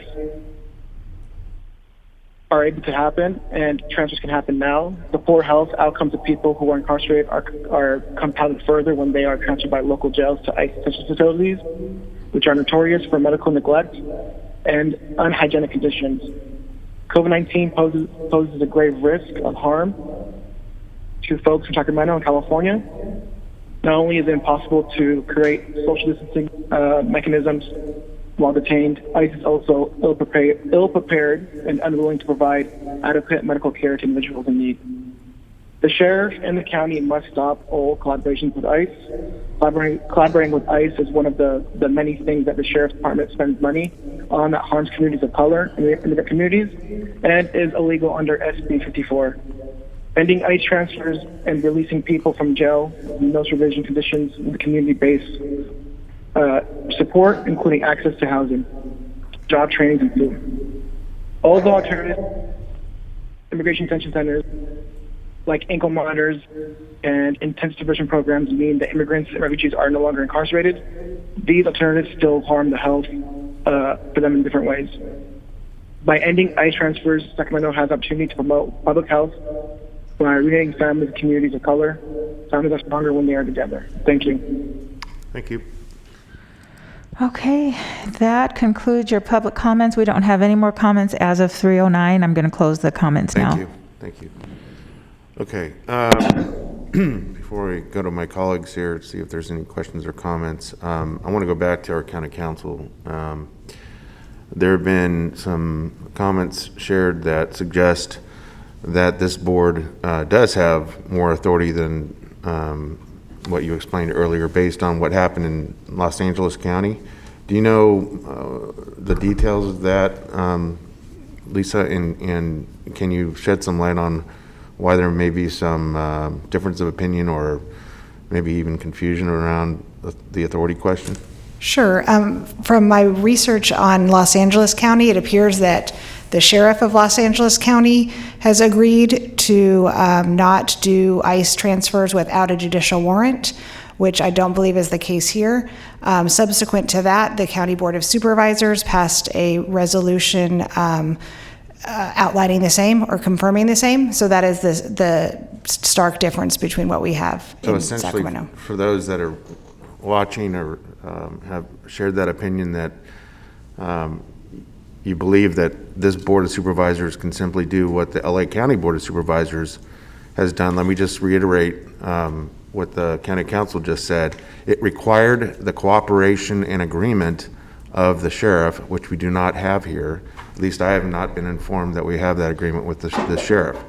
So I just want to make that perfectly clear that it wasn't the LA County Board of Supervisors alone that acted. It was the LA County Board of Supervisors working in concert with the LA County Sheriff. Supervisor Atoli. So if I could understand this maybe a little better, are we referring to in Sheriff Jones's presentation, he talked about qualifying notifications to ICE where there were 52 reported, and he described in response to Supervisor Kennedy's question that basically when they left the gates of RCCC, there was an ICE officer there to meet them. Is that what we're talking about here? Because as I understand, there was the exception of, again, and certainly heard from the gentleman who was the party that was transferred in August of 19. We understand there's been no transfers since that time, as reported here today anyway. But Lisa, are we talking about the transfers, i.e. Enrique who was transferred, none have occurred since as we understand it, or are we talking about these qualifying notifications or an additional set of folks? I guess I'm trying to understand with this judicial warrant, if our policy is not to transfer now, according to Sheriff Jones, I'm trying to get to the essence of what the question is. I'm not sure the one example that you're talking about. Are you talking about the clerical error one? That's what I'm talking about. That was Enrique who was on the phone. Yeah, that was a clerical error. Wasn't sure if that was the one. Yeah, so that one obviously was an error. And so it's more of an anomaly. And I think the sheriff testified that they've put in certain things in place so that won't happen again. But the 52 additional, the 52 additional that the sheriff slide referred to, those are, I think, what would be applicable in the LA County example. So, in other words, the sheriff's department notifies ICE because these 52 individuals come within SB 54 saying that we can notify ICE. Not that we must, but we can. So, and then then ICE can come pick them up after they've been released. In LA County, my understanding is that in those examples, if we had the same exact thing in place here, they wouldn't be able to be transferred unless there was a judicial warrant for those 52 individuals. You're talking about the detainers? I'm talking about the 52 transfers that... Transfer basically Right, and that- release in, we didn't necessarily transfer, we released, but immediately upon their release, they were detained by the ICE authorities. That is So- allowed under the law. Okay, and so It's that's not what we're talking about required here, under though. the law, it's allowed under the law. And so the Sacramento County Sheriff's Office has decided that they would avail themselves to that, that being allowed to do that. Whereas in Los Angeles County, they have taken a different position. And that's solely within the authority of the sheriff to determine whether or not what's allowed is either put in force or not? Correct. So, and if this board made a request to Sheriff Jones to exercise discretion in a manner where he would not, it's still entirely up to him whether we ask for that or not. It would only be a request, and it would be up to the sheriff as to whether or not he would honor that request. And that's the difference between LA County, because the sheriff came out with a policy to do that only in cases where there was a judicial warrant. And then subsequent to that, I think it was actually several months subsequent to that, the Board of Supervisors then enacted a motion to affirm that separately. If I could just ask if for maybe a little more information. So when we say it's allowed, do you have this section that outlines that, Lisa, by any chance? Yes, I do. It's California Government Code 7282.5, and that's part of the Truth Act. And it says a law enforcement shall have discretion to cooperate with immigration authorities in these specific instances. And then it lists a number of crimes that the individual must have been convicted of before they can cooperate. So they're actually convicted of these? When we see these 52, they actually were convicted of. And could you, again, I'm not familiar with most of these codes, but could you run down what some Unfortunately, I'm not either. I don't have the PowerPoint. I never got a copy of the PowerPoint. But maybe the Sheriff's Department official, I don't know who it is. I can't. And I don't know, I know Santos is in the, but I'm just curious about what some They're of these. basically, again, I don't know the numbers because I've never practiced criminal law. Serious and violent felonies identified in subsection 1192 of the Penal Code. So they are, most of them, I think, are serious or violent felonies. And some of these I are believe vehicles, there's also some of these are vehicle code, and I don't know, driving- what there's is HS? What's that stand for? Health and Safety Code. So we Some of have. them are misdemeanors too. So, yeah, the misdemeanors, I believe, are ones that are driving under the influence, and maybe multiple ones. But again, I don't have it at my fingertips. I apologize. Okay. I can look it up, and I mean. No, I know. I was just trying to get some understanding, because obviously we've had the testimony today, and I know, I believe Sheriff Jones has left the building. I'm just trying to get some sense about the nature of the convicted. Well, I can read convictions here. some of them. The misdemeanors, let me see. If it's a misdemeanor, it has to be battery, sexual abuse, sexual exploitation, crimes endangering children, child abuse or endangerment, burglary, robbery, theft, fraud, forgery, driving under the influence, but only for a conviction that's a felony, obstruction of justice, bribery, unlawful possession or use of a firearm. The list kind of goes, gang-related offenses. There's a list, quite a long list. Okay. And what would be those ones under the Health and Safety Code? Any idea what types of offenses? I'm looking here.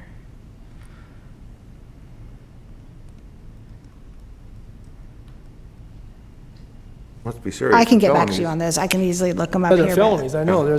So I just was curious as to. I think Health and Safety Code a lot of the times are substances, like transfer of substances and that kind of thing. Illegal substance. Narcotics? Yeah. Okay.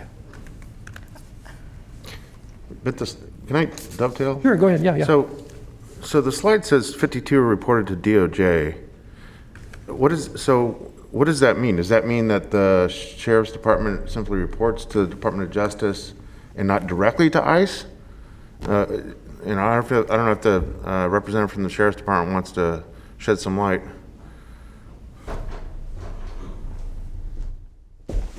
I'm just kind of trying to read verbatim from the slide itself. It says qualifying notifications to ICE, but then it says 52 reported to DOJ, not reported to ICE.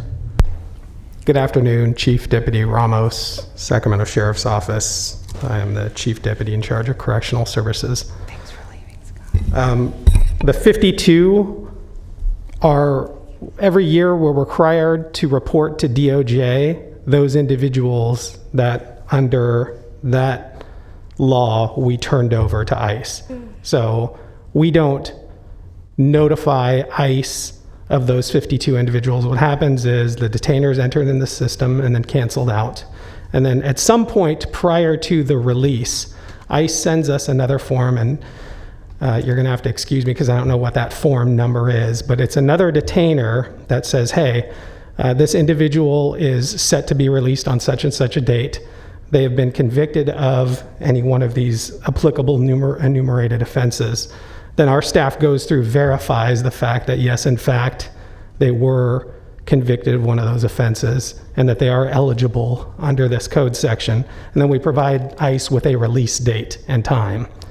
And then that individual goes through our release process as if they were able to walk out the door. Mm-hmm. And if ICE were not on the other sides of those gates, they would walk right out the door. We don't do any further enforcement of that. So ICE takes it upon themselves with individuals to either wait outside the gates or maybe go to their home or something like that. I can't verify what happened to these 52 individuals after they left our custody, but those are 52 individuals that we did notify ICE, and we log those in a book. So just to be clear though, in terms of that sequence of events, I appreciate the explanation, it helps. So you have these detainees, you check them against the offenses that apply. Then the Sheriff's Department is contacting ICE, or ICE is contacting the Sheriff's Department? Who's taking the initiative? ICE contacts us. Okay, so they contact the Sheriff's Department.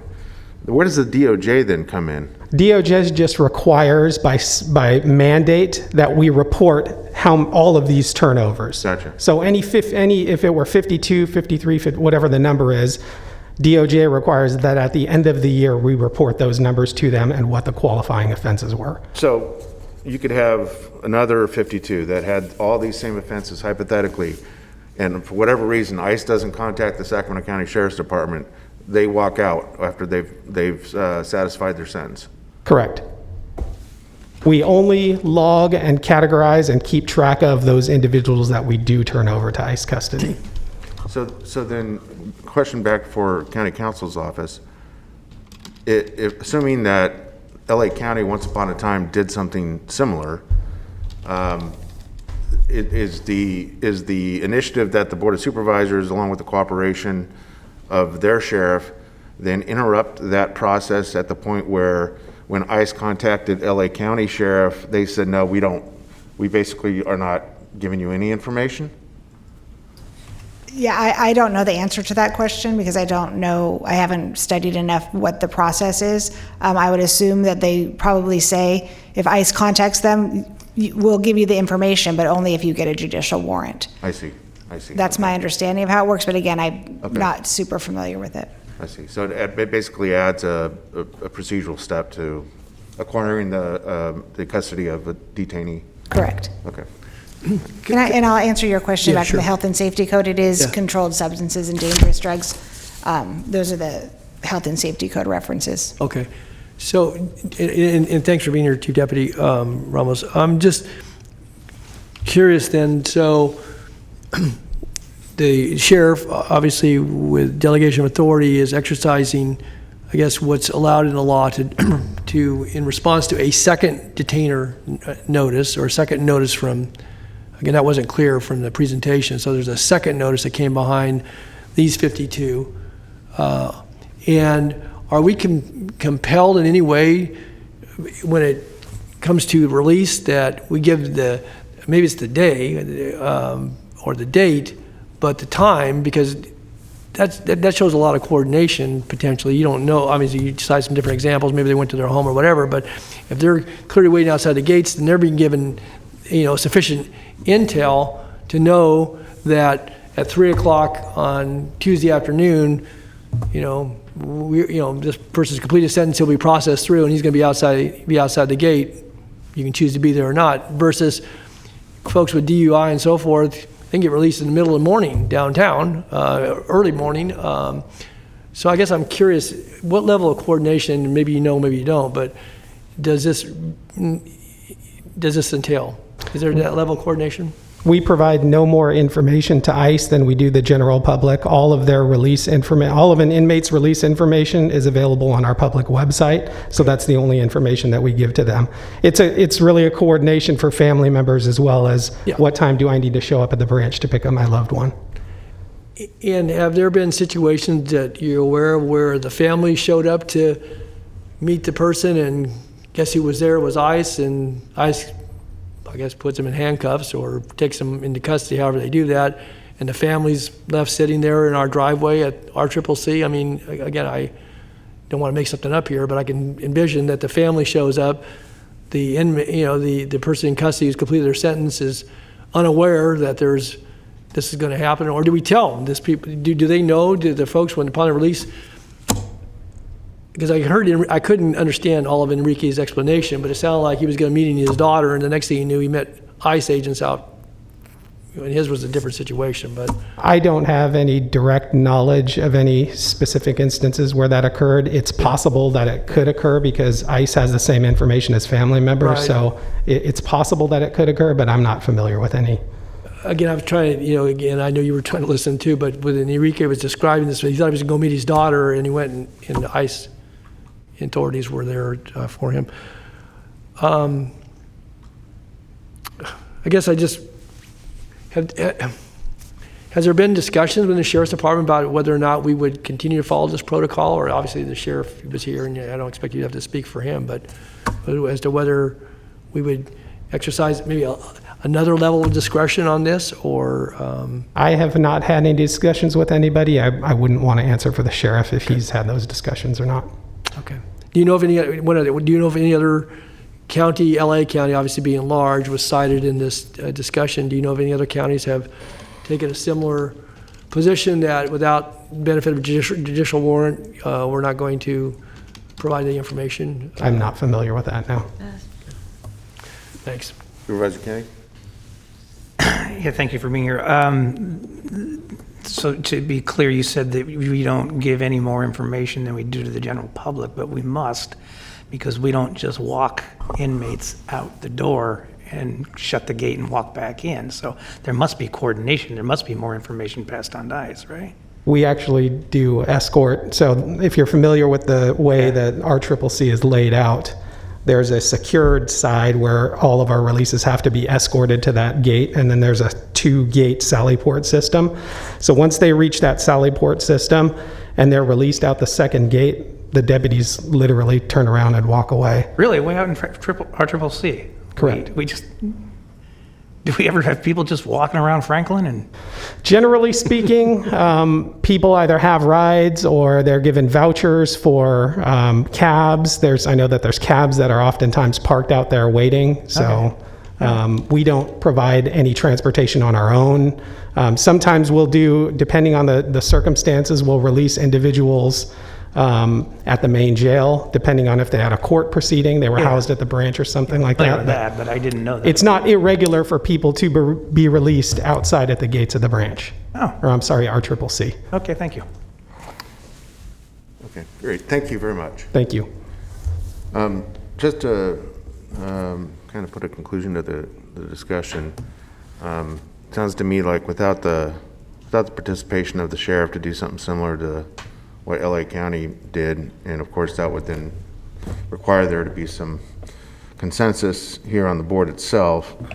I guess in terms of options of what could be done, I suspect that we could each send individual letters communicating, depending on what our disposition is on the subject. We could send individual communiques to the sheriff saying that we'd prefer that we go the judicial warrant route similar to LA County, or those supervisors that feel thusly could do that.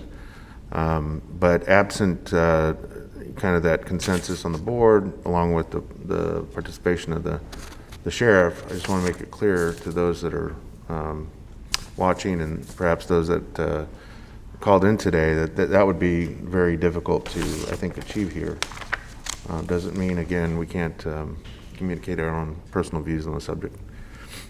So, any further comment? I believe our action today is simply to receive the report. Yes, that's correct. Okay, very good. Thank you. And thanks to all the callers that called in and waited patiently and put up with the technical difficulties and whatnot. Okay. Okay, so you have your county exec comments, item 60. Any comments? No, I'm sorry. No comments today. Thank you. Okay, very good. Thank you.